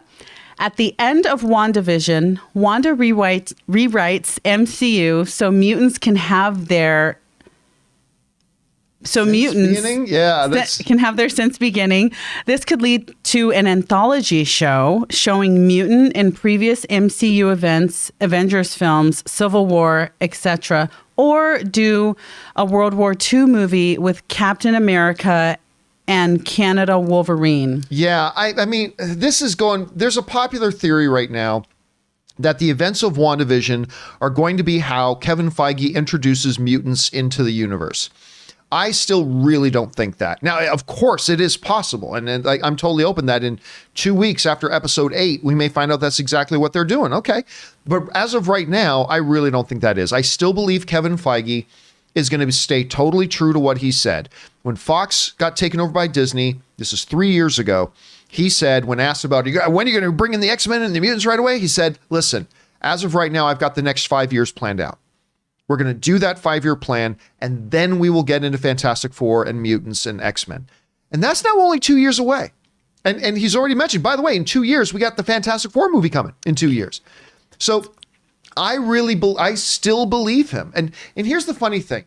Ever since the Fox takeover, whenever there's been a new MCU thing, every single movie, every single everything, the whole fan base is, this is the one they're going to introduce mutants. And then, of course, they don't. And then the next movie comes. This is where they're going to introduce mutants. And then they don't. And then Infinity War comes around. The snap is going to change humanity in the mutation, and that's going to start mutants. And then, of course, it didn't. And then the events of Endgame. Hulk unsnapping is what's going to cause the ripple and make all the mutants appear. And obviously they didn't. Yeah. And it keeps time after time after time after time after time after time. It keeps coming back to, listen, Kevin Feige said 5 years. So why don't we just believe him? Why don't we just believe him? Now, I say all that. In 2 weeks, at the end of episode 8, we can have Wanda say, let's have a world of mutants, kind of like the opposite of House of M. Instead of no more mutants, she says, let's have mutants. And boom, there are mutants everywhere. And there you go. Maybe that happens. Maybe it won't. Right now, I still don't think it will, but we'll keep our eyes open for it. All right, what's next? All right, from Paul Ed, MCU theory. I think we're getting a Crisis on Infinite Earth scenario. The snap started the collapse of timelines. This is why we have started to get characters from different universes. This is how you can get Deadpool into the MCU. Well, remember, as of right now, we don't have characters from different universes. Like, there's rumors that we're going to get Andrew Garfield and Tobey Maguire in Spider-Man 3, but Tom Holland just said they're not. So, I mean, I still think they will, but whatever. But as of right now, we still haven't. And as far as Evan Peters, that ain't Pietro. I'm just telling you, that's not Pietro. It's certainly not the Pietro from the Fox films, because number one, he's expressing and talking about his memories from the Avengers universe as being that guy. But I don't even think he's the Aaron Taylor Johnson Quicksilver either. The way he's prodding and poking Wanda and all that kind of stuff. So tell me, how did you do it? And all these kind of, oh no, what you're doing here isn't wrong. It's great. I'm impressed. Blah, blah. He's like the little devil sitting on her shoulder. I'm telling you, it's an imposter. But maybe I'm wrong about that too. So right now, I don't even think we started having. I believe that what will happen in Doctor Strange 2, and I base this on nothing. I have nothing to base this on other than my own speculation. I believe Doctor Strange 2 will end with all multiverse stuff being cut off and ended. I think they introduce these things of alternate timelines and realities and stuff like that with the Avengers going back in time, but whenever they do, they create new realities whenever they do. I believe that's going to get a little bit out of control, and Doctor Strange and Multiverse of Madness is going to be about him. This is a threat to everything. It's got to be stopped. And Wanda could become one of the crux issues of it all. So there's that too. So very well could be. I don't think that's how Deadpool can show up any way he wants. They don't even have to say Deadpool's a mutant if they don't want. They can just say he's a guy who's got those powers. By the way, I still think there's a 5% chance Ryan Reynolds shows up in WandaVision. I still believe like 5%. That means 95%. Don't give my hopes up. But think about it. The thing about WandaVision is this. WandaVision is about breaking the fourth wall. Yeah. We are in a sitcom, everybody. Even the kids are turning to the cameras like Malcolm in the Middle. You know, mom and dad haven't been fighting lately. That was the best. Wasn't that funny? That was the best. So my wife loved that part. Loved it. So they're breaking the fourth wall. Who is the most famous all-time fourth wall breaker? It's Deadpool. It's Wade. Don't get my Another hopes up. good Canadian character, by the way, from Saskatchewan, Canada. So it's Wade. Wade, I mean, right? So again, I don't really think he's going to show up. I'm just saying I think there's a 5% chance. Like Hawkeye. Yeah, well, Don't Hawkeye, give me hope. I think like 40. I think there's a chance like 40, 50% No, chance. I'm of saying Hawkeye that moment where he said, don't give me hope. Don't do give it. me hope. I'm telling That's you, what I'm telling you. Deadpool would fit right in here. I think it would fit right in. Again, why I don't hold anything in my hands when I watch WandaVision. Exactly. If Ryan Reynolds shows up, that phone is going through the TV, man. Ryan Reynolds. All right, what's next? All right, this is from Ken. Hey, John, I don't agree with you on the Carano firing, but you know what I do agree with you on? Your comment to having these conversations intelligently and respectfully. That's rare today. So even though we don't agree, I want to send you my support. Hey, Ken, I appreciate that. And listen, dude, you just nailed it. I mean, like, I hope the way like I'm laying it, say, listen, I probably wouldn't have fired her. I respect that you may have a different opinion. I don't think we should oversimplify the situation. This is a situation of, hey, they had this, and I think it's reasonable that they did. But yeah, I could have, I was tempted to shy away from the conversation because I try to avoid anything political on my show. I'm not I'm not adverse to getting involved in political issues, but I do that on my own social media channels. I don't do that on the show, because here on my show, my whole theory is this. We are all film fans. I don't care what walk of life you come from. We're all film fans here. So I was tempted to avoid the topic of Gina Carano, but the fact of the matter is it's very much a show issue. We are losing a character from one of the most beloved shows right now, and it's something we had to talk about. And so I lay out my point of view. And by the way, I don't expect, listen, I always say this in my show. There are two things that are very much not my job. Number one, it is not my job to say things that you agree with. That's not my job. There are other podcasters, YouTubers, bloggers who know their audience, and they very specifically want to make sure they always say things their audience agrees with. It's not my job. Sometimes some of my friends wish it was my job, but it's not. It's not my job to say things people agree with. It's my job to give you my opinion. The second thing that is not my job is, it is not my job to convince you to agree with me. That's not my job. My job is to give my opinion on a situation and hopefully give it in such a way that two things happen. Number one, you have an understanding about why I feel the way I do. Doesn't mean you have to agree with it, but at least you can walk away from it. And I've done a good enough job explaining why I believe what I believe and how I feel, why I feel the way I feel, that you're able to walk away saying, I don't agree with what Campea said about that, but I understand why he does. I understand his position. The second thing that I hope to accomplish is that the way I explain my point of view hopefully helps you better sharpen your opinion, whether it's the opposite opinion than mine. See, I've had people say to me before, John, I totally disagree with you about this. And the way you explained it made me really understand why I disagree with you. And I'm like, perfect. That is my job. My job is to help you understand why I think what I think, but also hopefully do it in such a way that you better have a sharper focus on why you think what you think, whether it's the same as mine or different than mine. And so I really love it, Ken, when we have our audiences who like yourself understand that and engage with that, and we're able to have these different points of view and opinions. Like, should they fire it or should they not? I think we need to understand context and blah, blah, blah, and we can still end up on different points of view. But if you understand why I feel the way I feel, and you are more firm in understanding why you feel the way you feel, then at the end of the day, that's a win for all of us. So that's my point of view. Thank you so much for sending that, Ken. That was really cool of you. All right, what's next? All right, from Alan Haywood. The Vision has died in the comics. Many times, by the way. The first was in Avengers West Coast, issues 47 through 50, where he was disassembled and later rebuilt. I feel this is where we will be seeing in WandaVision or a MCU version of it. He switched bodies with an alternate reality. In Avengers issue 360, part of a long story arc, the evil version controlling his original body was destroyed. He was later destroyed again by She-Hulk in Avengers Disassembled story arc. Which, by the way, was Wanda was responsible for in that one. Yeah, listen, so here's my point of view on Vision right now. And I said this right from episodes 1 and 2, and I believe episode 6 has really cemented my opinion, although I could be totally wrong. It's this. Vision in the show is not Vision. That's not Vision. Vision's dead. And they keep referencing that. I think Wanda created a new incarnation of Vision out of the old Vision body parts. And that is why when he's arguing with her, he says, I don't even remember my life before Westview. That's because that's when your life started, you entity thing, you. That's when your life started. That's why when he's talking to Agnes and she says, you're Vision of the Avengers, you're here to help us. Yes, I am here to help you. I am Vision. But what are Avengers? It's not just a mind wipe. It's because this being that looks like Vision, sounds like Vision, and thinks he's Vision only came into existence once the Westview thing started. I often make the comparison. I don't know if you're familiar with the Ben Reilly storyline in Spider-Man. So basically, there's a story in Spider-Man. This was going back 15, 20 years ago, where turns out Peter Parker wasn't actually Peter Parker.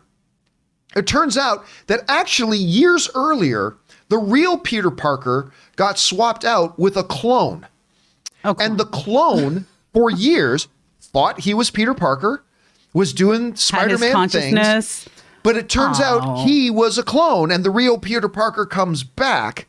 And I think they call it the Clone Saga. I think that's what they call it. Really? Anyway, so when it was all said and done at the end, he goes off on his own. He becomes a new character called the Scarlet Spider, and he goes by the name of Ben Reilly, Ben after Uncle Ben, and I can't remember what Reilly was after. But I think this is a situation like that. This Vision is like Ben Reilly was. He thinks he's Spider-Man. He thinks he's Vision. He has all the memories of Vision, only up to the beginning of Westview. He has the personality of Vision. He's even inside the dome, able to mimic the powers of Vision. Yeah. But what happens when that Vision tries to leave the fantasy land? I was on edge when he was walking through. Oh my God. I was on edge. But you know what's weird is he's got the stone. If I remember correctly, he's got the stone. Or something that looks like the stone. Or something that looks like the stone. And that stone is like gone. But it brought, when he said that to her, when he said, I don't remember my life before, it immediately brought me back to Ultron when he first came out in Tony's like living room, and they're like, "What are you?" And he's like, "I don't know if I'm a monster. Maybe I am." Like that attitude is kind of how I feel like he is with Wanda. He's like, yeah, I don't remember, but I'm your husband. Hey, honey, because he just goes back. It's that same deja vu of like, hey, wait a minute. Okay, so I need to know your position on something. Okay. What is your position on robonecrophilia? Because this is Dead Vision, and in episode 2, she had sex with that Vision. Homegirl was like, let's put these bits together. Yeah, everything's all good. Never mind that you're the reincarnated, reanimated body of my former husband. I am hoping this is a hologram situation because, girl, like, I get you're going through it like we all are, but please, homegirl, please, let's stay out of the graveyard. No, let's not do that. Let's stay. That's let's the new stay t-shirt. Above ground, homegirl. Let's stay That's above a t-shirt we got to get made. Let's just stay out of the graveyard. Stay out of the graveyard, I like that. girl. It's like don't text when you're drunk. Yeah, don't go digging in graveyards when you're missing your ex, man. Like, come on. Yeah, come on. bad move. All right, what's next? This is from Frankie Gouge. FYI, Tim Man is available free through Prime using IMDb TV channel. Okay, they probably meant to write Tin Man. I think somebody was writing in about, I think that is another Wizard of Oz incarnation that somebody was talking, because we were talking about they're remaking Wizard of Oz, and somebody brought up Tin Man. I'm like, I don't think I ever saw Tin Man. And so thank you, Frankie, for that point. I'm actually going to go and look for that because I am curious. Hey, if it's some other story about Wizard of Oz, I do want to see it. Thank you for pointing me in that direction, man. All right, what's next? This is from Alan Haywood. He says, hello again, John. I believe the future of the Marvel phases will be dealing with the 10 rings. That's why we have the real Mandarin in Shang-Chi. I also believe that the Mandarin will be full phase villain. Somebody mentioned an old villain returns. That's, listen, that is true. We finally got, now, if you guys remember, so Ben Kingsley, Sir Ben Kingsley, who played the Mandarin in, or the so-called Mandarin in Iron Man 3, which I get a lot of people were pissed at because they considered it a bait and switch. He told us we were getting the Mandarin character, and turns out I actually thought it was pretty funny, but I understand why people felt like they were bait and switched. I get it. But so what happens though is there is, I don't know if you've ever seen this, there is a Marvel short film they did. And I don't know if you remember this, but there was a Marvel short of that Ben Kingsley character in prison. And he's in prison, and all of a sudden he's the actor character, yeah. And then all of a sudden there's a break-in at the prison, and they bust him out. And it turns out it was the real Mandarin who busted. Now, we don't see the real Mandarin, but it's his henchman. It's like, yeah, there is a real Mandarin, and he's pissed that you impersonated him. And we never see the real Mandarin, but that was the first time Marvel introduced to us the fact that there is a real Mandarin out there. And now we're getting that Mandarin in Shang-Chi. By the way, starring good Canadian kid Simu Liu from Kim's Convenience. So excited. Huge fan of Kim's Convenience. You are? A huge fan of Kim's Convenience. I love Kim's Convenience. It's like one of my favorite shows on TV right now. I love it. Love his character. Okay, love the see car. you. Yep. I cannot wait to see you. Have you noticed in the new season, I don't know if you started watching the new season, but in the new season that just started airing, Simu Liu isn't in the show anymore. He decided to, apparently in between seasons, the character decided to go to college in California. So the only time he's in the show I have not seen is when this he's yet. talking to people over Skype. Really? That's the only time you see him in the show is when he's talking to people over Skype. So like having, what's the name of his girlfriend again? The manager of the car The store. girl that was singing in the car. Yeah, I can't remember. Oh, So, he's like- my favorite. Like one of the opening, I love that character. Like, I think the first episode back is like kind of revolves around them, what's her the two of them trying to find time to have cyber sex. She's like in the office. And I've got to see people, oh my God, her. it's so funny. It's so good. So what were we talking about? Mandarin. What Yes. were we talking about? I have to see this short film. Oh yeah, there are a couple of, actually, they did a couple of shorts. There was one about that. There was also another one where it was two side characters in Marvel meeting in a diner, and they're talking about what is the name of Abomination? Is it Blonsky or Blansky? Anyway, Abomination from the Incredible Hulk movie that Hulk had to fight, and it's the first one where they revealed, yeah, he's still alive and he's still in prison on the name of the prison they have in the middle of the ocean. They're still holding him there. And it's like, oh, someday they got to bring Abomination back. They got to bring Abomination Where can back. one see such short films? I think look them up on YouTube. I'm willing to bet you can find them on YouTube. Now, I'm let going to me be ask you this. smoking with my phone because I need to see this. Did you ever see the short of when Thor gets a roommate? Tell me you've seen that one. Oh my What God. access do you have? Okay, I can tell you what, when we're done. I need. Oh my When gosh. we're done today, we're going to sit down for a couple of minutes. We're going to look these up. I need got to see show you these. I have to because see these these. Thor ones with Chris Hemsworth are gold. They're absolute gold. Okay. I have to see these. What were we talking about? Oh yeah. I do not think Mandarin is going to be the next Thanos level villain for all the MCU, the whole overarching villain. I don't think he's going to be that. I think he's going to be specific to Shang-Chi, but who knows? Maybe the overarching villain will be Wanda. Maybe it'll be, other people are saying Nightmare. Now you're saying Mandarin. Can't be all of them. Or it might be some people think it's going to be Kang, who's coming up in Ant-Man 3. Some people think it might be Galactus. They're going to wait till Fantastic Four comes out, and they're going to introduce the next big Avengers level threat as being Galactus. Hopefully it won't be a giant poo cloud in the sky like he was before. A lot of possibilities. All right. What's next? I can't get poo cloud in the sky out of my head now. All right. Next is Adamantium Scar. Here's a curveball for you.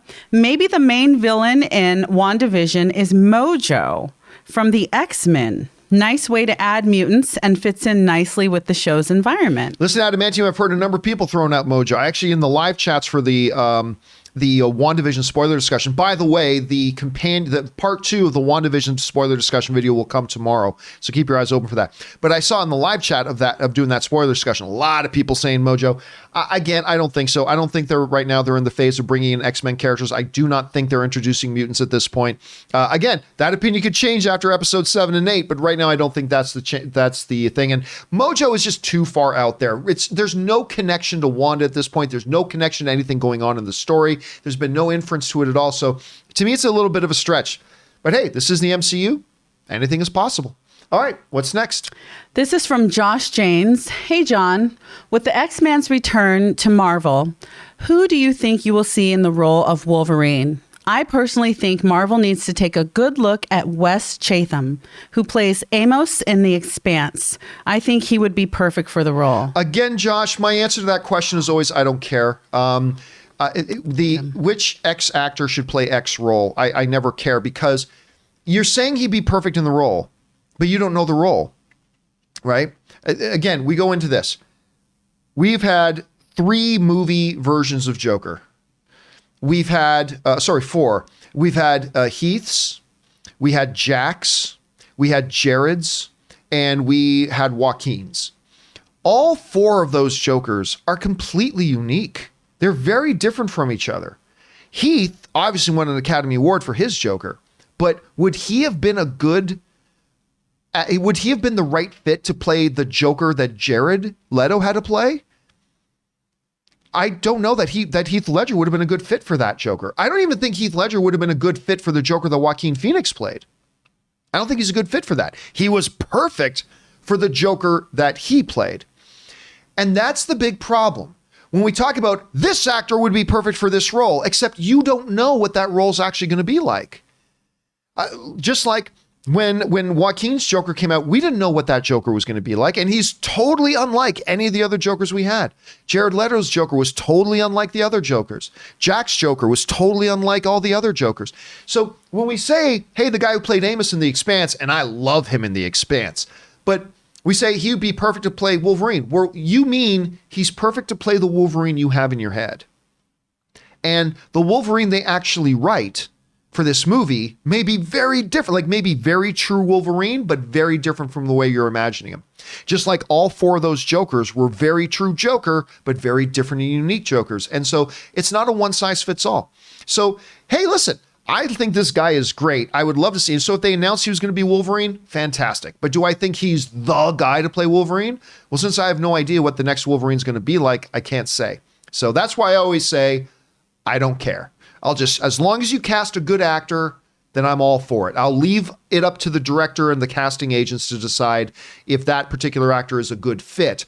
Just tell me it's a talented person, and that's all I need to know. All right, what's next? All right, this is from Mando's wife. Aw, I hate to say it, but I would have fired Gina too. Disney's brand is inclusion.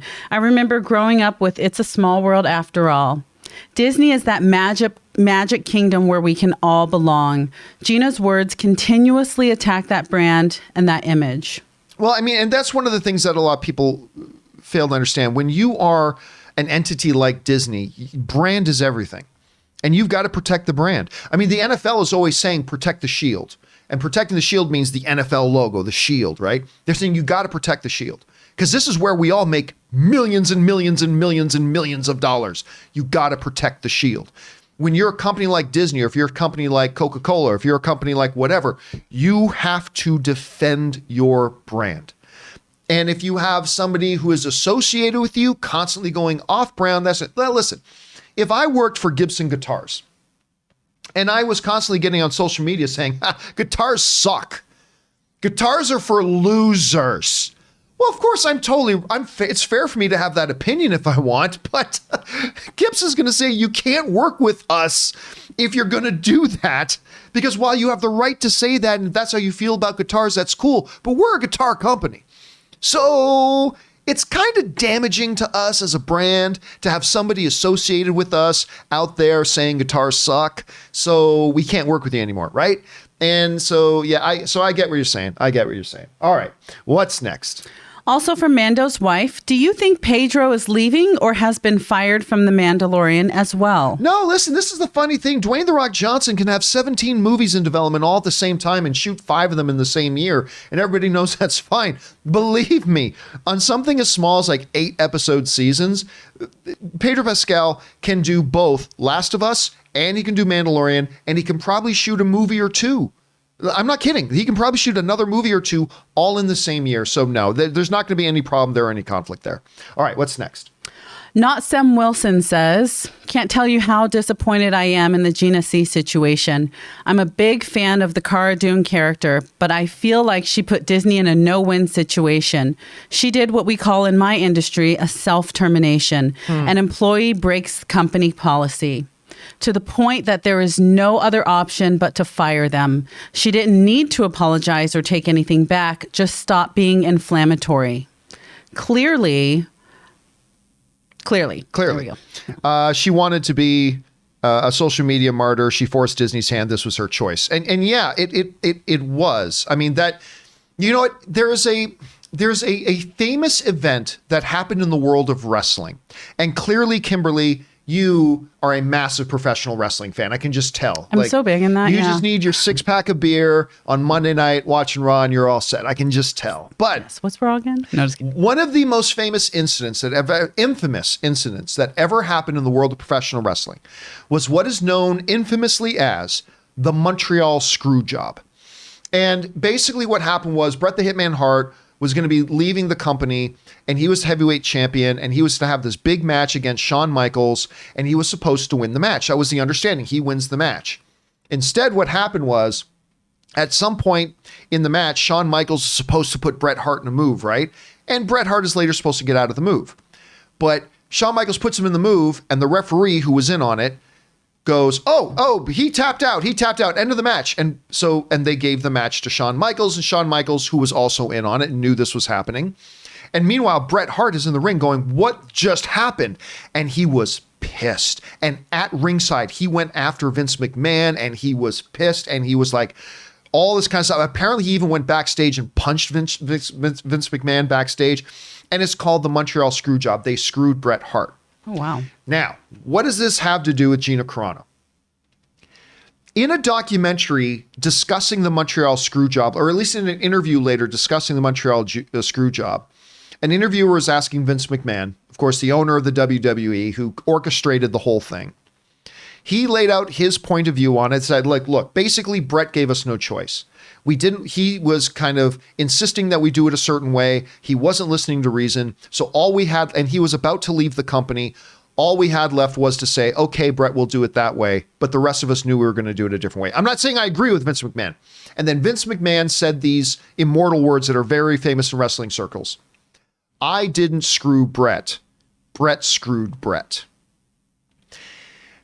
In that situation, those words echo very true of at least from the way I ascertained the whole situation. Disney didn't screw Gina. Gina screwed Gina. And that's just the way it is.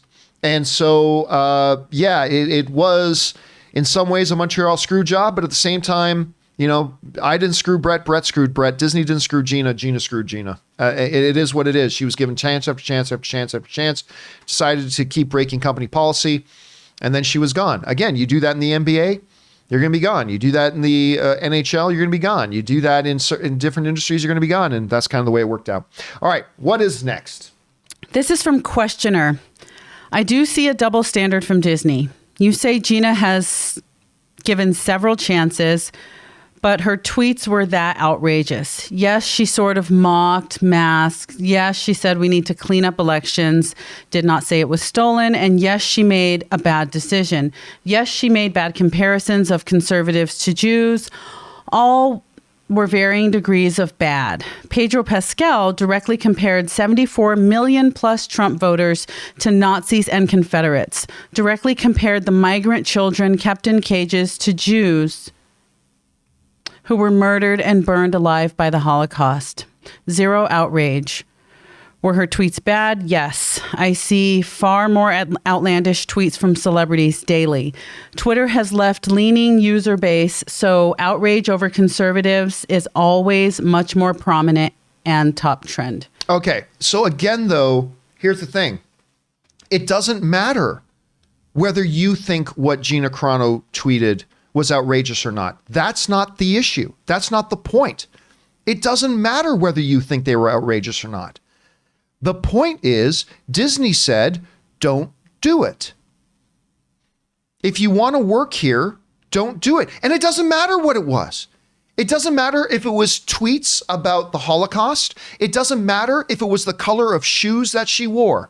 It doesn't matter if she decided to wear t-shirts with a moonbeam on the t-shirt. It doesn't matter if she decided to have a purple streak put into her hair. It doesn't matter what it was. All that matters was the company had a policy. She broke it. They talked to her reps and said, please don't do that again. Then she broke it again. And then they talked to her again. Then she broke it a third time and they still didn't fire her. The bottom line is, I've heard too many people try to defend Gina Carano saying what she did wasn't really all that bad. What they are missing here is that's not the point.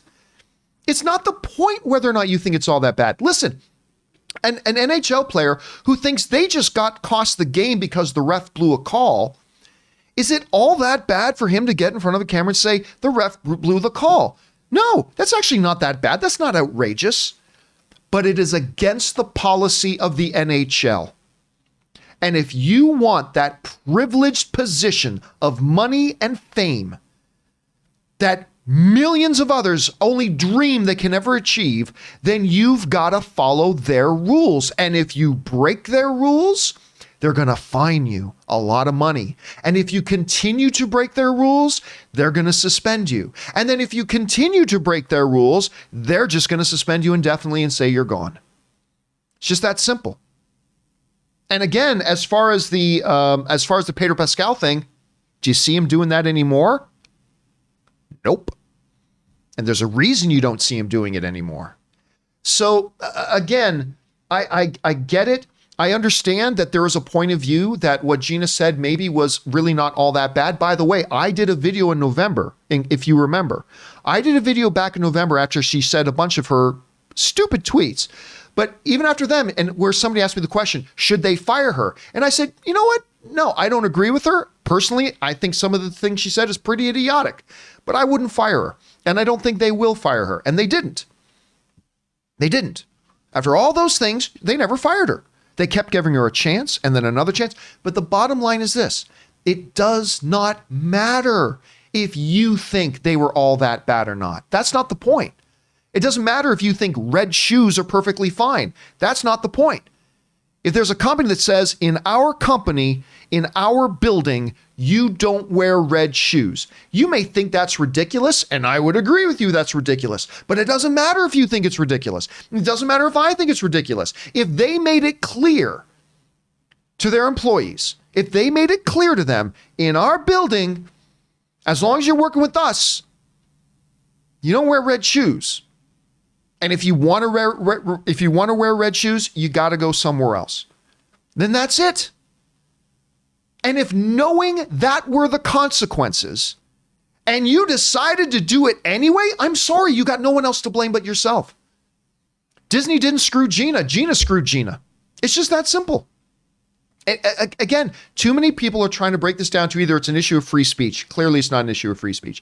And then a lot of people try to break it down. Well, what she did wasn't really that bad. And again, it doesn't matter what you think. It doesn't matter what I think. It doesn't matter if I agree with Disney's policies or not. The fact is, they're Disney's policies. It's their company. They can say, these are our values. This is what we represent. And if you're going to work with us, you can't get online and say massively controversial things all the time. Maybe a slip will give you a break. Maybe you slip a second time. We still won't fire you for the second time. Maybe you slip a third time. We still won't fire you for the third time. But you do it a fourth time? Who do you have to blame? Who do you have to blame? You got nobody but yourself to blame. And so, anyway, that's kind of my take on that. That's just and I don't expect you to agree with me. But again, it's not an issue about whether or not we adjudicate whether or not what she said was all that bad. The fact of the matter is, she works for Disney, who have a multi-billion-dollar brand to defend, and they have a policy. We don't want to be associated with these controversies, blah, blah, blah. And hey, if you slip one out, fine. We'll let your representatives know that, hey, please don't do that again. We're kind of not cool with that. You're putting us in a bad spot. And then if you did it again, and then you did it again, and then you did it again. Then some people want to bring out the Pedro Pascal situation. Guess what? You don't see him do that anymore, do you? And it's not just because Pedro Pascal woke up and said, I don't think I'm going to tweet that stuff anymore. No. I am telling you, it's because Disney reached out to his reps and said, listen, yeah, maybe calling half of our potential audience base Nazis, not a good move. We'd like you to not do that, please. And he didn't do it anymore. So again, I just think people are I think that there's a lot of people looking at the Gina Carano situation from the wrong perspective. This isn't a perspective of free speech. This isn't a perspective about what she did wasn't that bad or not. That's not what the issue is. Now, if you understand what the issue is and you still are on Gina Carano's side, that's fine. I have no problems with that. We can all have different points of view and I respect that. But we at least have to be talking about the same set of facts. And to me, that's a set of facts. All right. Man, I've spent way more time talking about the Gina Carano situation on today's show than I've wanted to. All right. Anyway, what's next? All right, this is from Ben Rayner. Hey, John, wonder if they would just recast Cara Dune, especially if they have plans for that character. Also, Pietro theory, it was ATJ. Racing into Breach, then it changed him to Evan Peters. I don't know if that makes any sense, but a theory. Thanks for the show. You know what? That's not the worst theory, because look, what happens to a lot of things when they come into the bubble? They change. Now, we haven't seen people have their physical appearance change. Like when Monica went in, she still looked like Monica. A little different, but still Monica. Mm-hmm. When Agent Franklin went crawling in the tunnels, he still liked Agent Franklin. Hard to tell because he was in the beekeeper outfit. But Aaron Taylor Johnson was dead. So what if he came in? Now, I've heard somebody else kind of give this theory. What if the essence of Aaron Taylor Johnson is pulled into that world and then given corporeal form in the form of another individual who was already in there?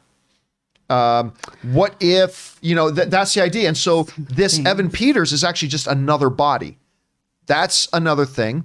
Another option that people have said is, what if this Pietro is Mephisto or Nightmare or something? But like other things in this thing, he just can't make something out of nothing. He can't just make Aaron Taylor Johnson's body appear. Yeah. So he had to take over another person in Westview's body. And this Evan Peters is just another person in Westview. Now, the problem with that theory is as soon as the recast happens, they recast Pietro, what would they do? They would do what they did before. They'd immediately start going through the entire citizenship list of Westview and try to figure out who's. And they would say, "Oh, that is Bobby Milgrade. He is a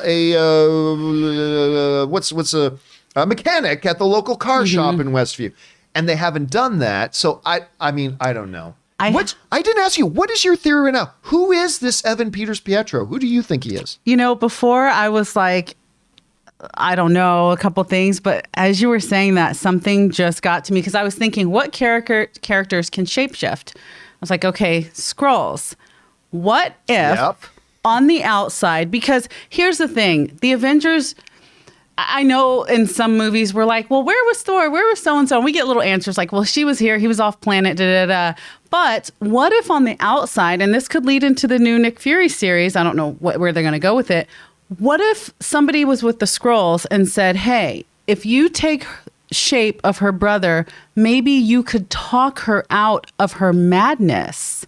Ooh. And maybe a Skrull took the shape of her original brother. So what if he's there to help? And he thought, I'm going to go in there, I'm going to pretend to be her brother, come on, sis, you don't want to do this.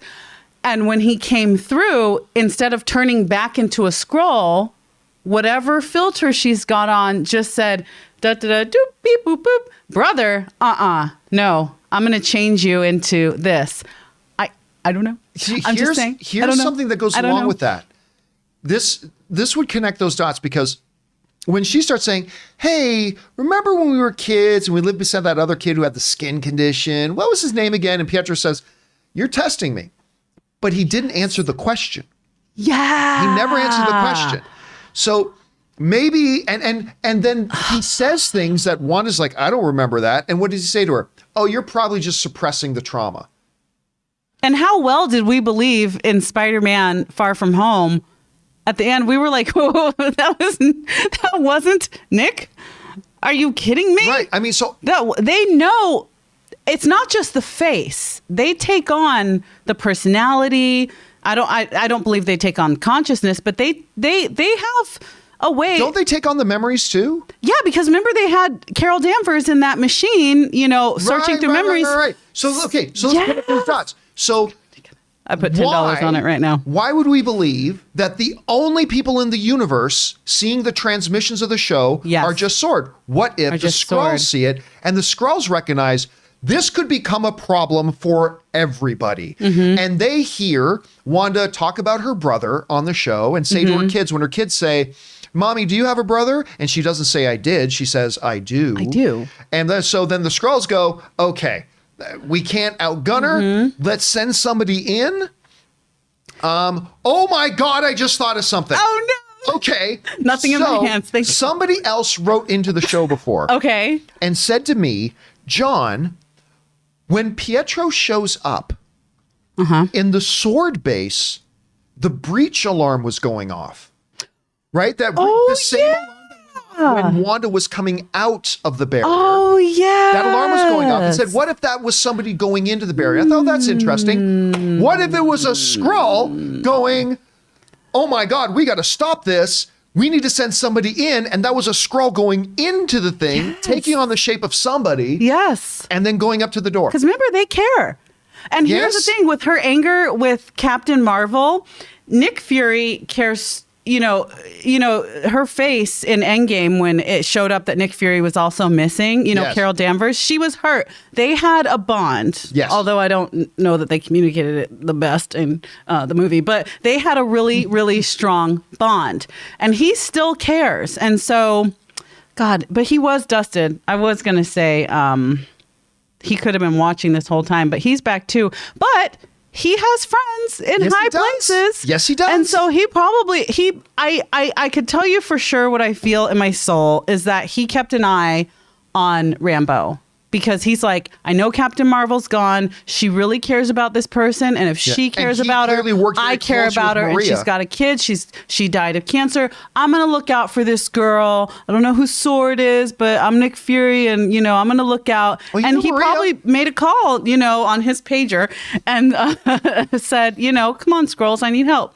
Could be. It's endless. It's endless. Because Nick Fury always knows what's going on. He always. Knows, even if he's I got back one from the eye dusting on the 3 weeks ago. situation. Even if he only just got Yes. undusted. Mm-hmm. All right. There's so many theories. So many theories. Okay, let's keep on moving here. What's next up? Out of Order says, hey, John, if Wanda says no more, could the big cameo be one of the Eternals? One of the next big moves. Perhaps it's not an old Marvel hero, but a new one. Feige has been misleading us. The Eternals are here to fix whatever Wanda does. Here's the thing. I don't think so. And the reason I don't think so is because I think this is one of those situations where I believe Feige wants to introduce the Eternals in the Eternals. I think that's where he wants to introduce them. And I don't think he wants to do them here. Not to mention, it's out of step, again, with everything in the show.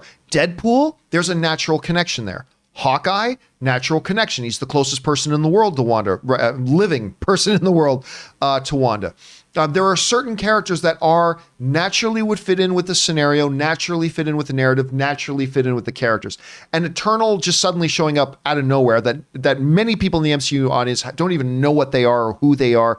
It seems like a little out there. I mean, listen, it's not the craziest thing I've heard out of Order, maybe, but I'm going to guess probably not. My guess is probably not an Eternal. All right, what's next?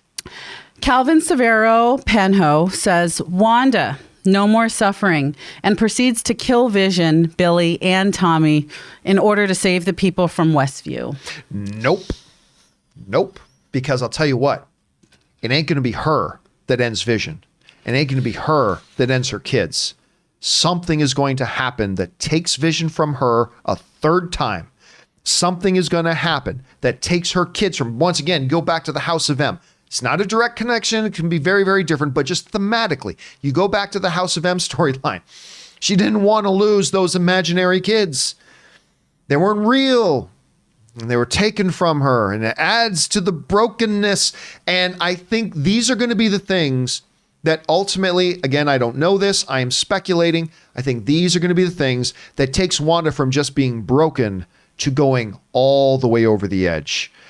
Everything about this show feels like a supervillain origin story. And I think, it's going to be bad. I'm just telling you, the show's going to end badly. It's just going to end badly. All right. What's next? All right. Oh, God. I want to say T-Man too, but I'm going to respect my fellow viewers. Testicle Man 2. The Return. All right. I'm going to tell you what this is about, just so you know, because you don't know about this. Here's what this is about. So please explain. When I will do, and you know this, when I heard some testicle talk the other day. When I am trying to make up a movie, like say, I gotta know this. Okay, well, let's say you got some movie, and I you always come up with really funny, like whether it's Felipe the sentient dancing microphone, whatever. And I said, I don't know. Let's say you got a movie, and I don't know. We'll call it Testicle Man. Okay, got Testicle Man. I don't even want to know what his superpowers are, but we got Testicle Man. Okay. And so I kind of went there, but anyway, I'm pretty sure that is what Testicle Man 2, The Return, is talking. Your name. Anyway, so thank you for the title there. All right. A lot of people talk about the cameo. Maybe it's not a well-known character from a past movie, but a well-known actor playing a new character. Bettany said he wanted to work with that actor, so it's not McKellen. They were together in Da Vinci Code. Again, they barely work together in Da Vinci Code, so that's a little thing. So it could very well be that. And again, remember, we're making the mistake of thinking that the person that Elizabeth Olsen was talking about and the person Paul Bettany was talking about, and by the way, these two comments were made at totally different times, everybody's just assuming they must be talking about the same person. They may not be talking about the same character or person. Could be something totally different. So don't write that off just yet. Don't write it off just yet. But yes, it very well could be a big actor. Like there's been some whispers that maybe Al Pacino. You know, Al Pacino has expressed an interest. Remember, we covered this story a couple of years ago. Al Pacino expressed a real interest in maybe being in an MCU movie, and maybe he pops up as something. It's possible. But again, let's not assume that the person Elizabeth Olsen was talking about and the person that Paul Bettany was talking about were one and the same, because they may not be. May not be. We'll see. All right, what's next? This is from Calvin Severo Panho. John, I believe there is a way to bring some more X-Men universe characters without bring sloppy seconds, by them being only inside the illusion and later vanishing before the series finale. Also, John, big fan from Brazil. Love the show. Thank you so much for that, Calvin. I really appreciate that. Again, follow my logic here. Which again, things could have changed. But follow my logic. Kevin Feige said, which we've already covered, 3 years ago, that listen, I'm not bringing in X-Men or Fantastic Four until I have my current plans done. And my current plan is going to be the next 5 years. I've got the next 5 years planned out. And after I'm done that plan, then we'll look at doing Fox. Now, that means Kevin Feige already had WandaVision planned out. And when he planned out WandaVision, Marvel did not have the rights to use any X-Men or use any X-Men characters. Remember that? Before Disney took over Fox, they didn't have the right to do that, which means this. Kevin Feige, prior to the Fox merger, wouldn't have the rights to say that in this WandaVision show I'm going to do, we're going to have X-Men characters show up. He wouldn't have been able to do that. So, understanding that he said, I got the next 5 years planned out, which implies that he already had WandaVision planned out, and understanding that at that time, he wouldn't have even been allowed to put X-Men characters in it, even if he wanted to, that tells us that he planned out WandaVision without the inclusion of any X-Men characters. Now, of course, Kevin Feige is human, which means maybe he's changed his mind. Maybe a year and a half ago, he thought, you know what? Screw it. I wasn't going to do any mutants and X-Men until 2025. But you know what? I feel like I can and I want to now. And he could totally change his mind. Absolutely. But so far, he's been pretty consistent. And I don't see any reason to believe that he's suddenly changed his mind. He could. It is possible. But yeah, at the time, he wouldn't have had the right to put them in there. And he did have WandaVision already planned. So I'm going to guess no, Calvin. I'm going to guess no. But let's keep our eyes open because, again, he's human. Maybe he changed his mind. All right, we just got time for a couple more here. What's next? All right, you will miss Burbank. I will. I like living in Burbank, by the way. Okay.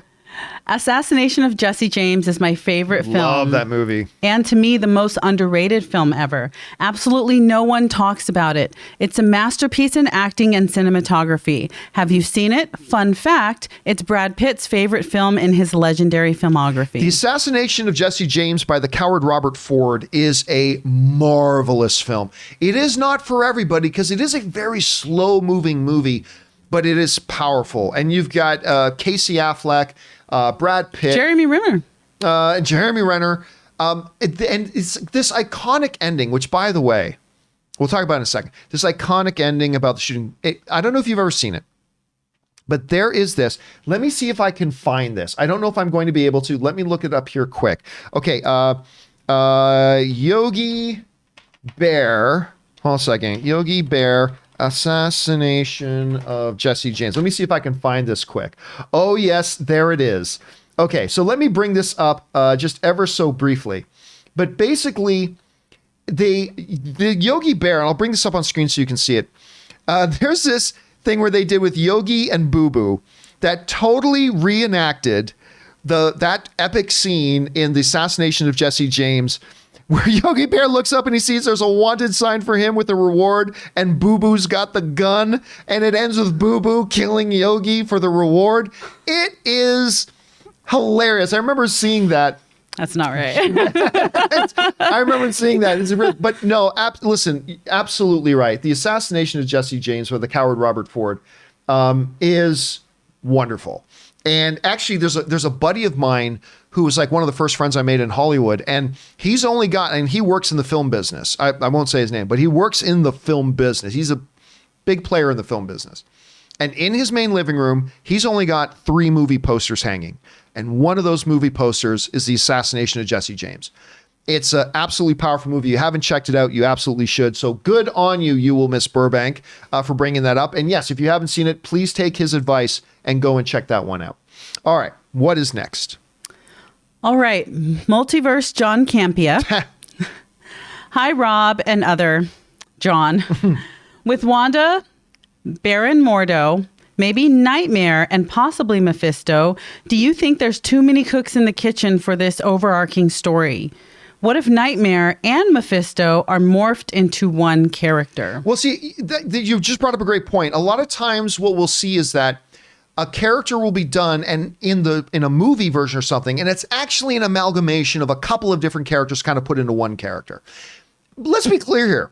Nobody has said that Nightmare is going to be in here. Nobody said Mephisto is going to be in here. Nobody said Baron Mordo is going to be in here. At least talking about WandaVision. But as we get into Doctor Strange 2, I fully expect to see Chiwetel Ejiofor as Baron Mordo again. I mean, it's possible too that Chiwetel Ejiofor, who's connected with Doctor Strange, we know WandaVision will lead into Spider-Man 3, which then leads into Doctor Strange 2. So it's possible we see Mordo show up and maybe he's trying to kill Wanda because, too many sorcerers. But no, in the MCU as a whole, no, I don't think there's too many. Plus, we don't even know if Nightmare and Mephisto are going to be part of it. But all I know is this. Chiwetel Ejiofor, I think right now is in the top, I'll say 4. I think Chiwetel Ejiofor is in the top 4 greatest actors working today. I really think he's that good. And you guys know I've been a huge fan of his ever since I saw him in Serenity. Ever since he played the operative in Serenity, I'm like, who the hell is this guy? Because I'd never heard of Chiwetel Ejiofor before Serenity, and he played the operative. I'm like, who is this guy? And how is he one of the greatest villains ever in sci-fi history? And I've just been a massive fan of his ever since. So I would love to see him pop up there. I would love to see him pop up. All right, we got time for one more. What's our last question here today? Okay, from Calvin Severo Panho. With the Gina Carano firing, any chance Rangers of New Republic gets canceled? I hope not. I love the idea of the show. Hope they can get Cobb Vanth to lead. I don't believe Appa is enough to lead the show, or a new character with big game actor.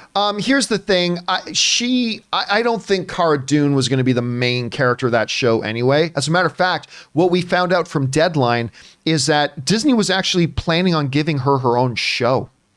They were planning on doing a Cara Dune show, according to Deadline. And that after all the tweets that came out in November, they didn't fire her, but they did pull her from getting her own show.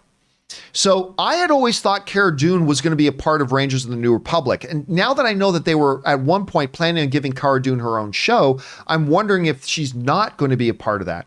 At any rate, even if Cara Dune was supposed to be a part of Rangers of the New Republic, it was clearly going to be an ensemble show. It wasn't just going to be her. And so if that's the case, then yes, you can swap out one piece of the puzzle. If she was going to be in Rangers of the New Republic, that really sucks because I would have loved to have seen that character in there. But yeah, absolutely. It's just one piece of an ensemble puzzle. You can take one piece out and put another piece in. And by the way, we don't know it's going to be characters that we already know, right? Rangers of the New Republic can be totally all brand new characters. I mean, maybe Appa is going to be in there. That would be kind of cool. Maybe Cobb Vanth will be in there. Maybe. Maybe it'll be other characters that we've met. Or it could be a whole new cast. Because other shows, like the Ahsoka Tano show, is going to be a character we've already met. So, I don't know, they could balance it out. But if they was planning on having Cara Dune, they can actually take her out and just say, new character fills that spot, and they really won't miss a beat, and they'll be fine. All right, guys, listen. There are still questions coming from James Germain, Dean Dillon, and a number of other people. Do not worry. We will get to your questions in another video, maybe on the John Campea Show, maybe another companion video coming up here very soon. But for now, that will do it for us for now, guys. Thanks so much for taking some time to check out this companion video. Awfully glad that you did. And I want to give a very special thank you to Kimberly Kimberly, thank you so much for being here. Thanks for having me. Great. You are delightful. This is awesome. This is so awesome. Hey, listen, in the meantime, where can people follow you on social media if they'd like to? Sure. My Instagram is wasgoodkimberly. All right. Actually, I saw your Instagram page. Yeah? Yes, I did. That was very cool. It's very positive. And guys, I promise I won't say anything controversial. Please, nothing about comparing anybody to Nazis or the Holocaust, please. That would be great. I want to say thank you to all you guys who sent in the questions. Number one, because you gave us great fun things to talk about. But number two, you supported this channel while you did it. And all of us here involved with the show, thank you guys very, very much for that. Guys, remember, do the four main things. Stay smart, stay safe, take care of yourselves, and please take care of the people around you. That'll do it for me for now, guys. Thanks a lot for being here. My name's John Campea, and until next time, my friends, bye-bye.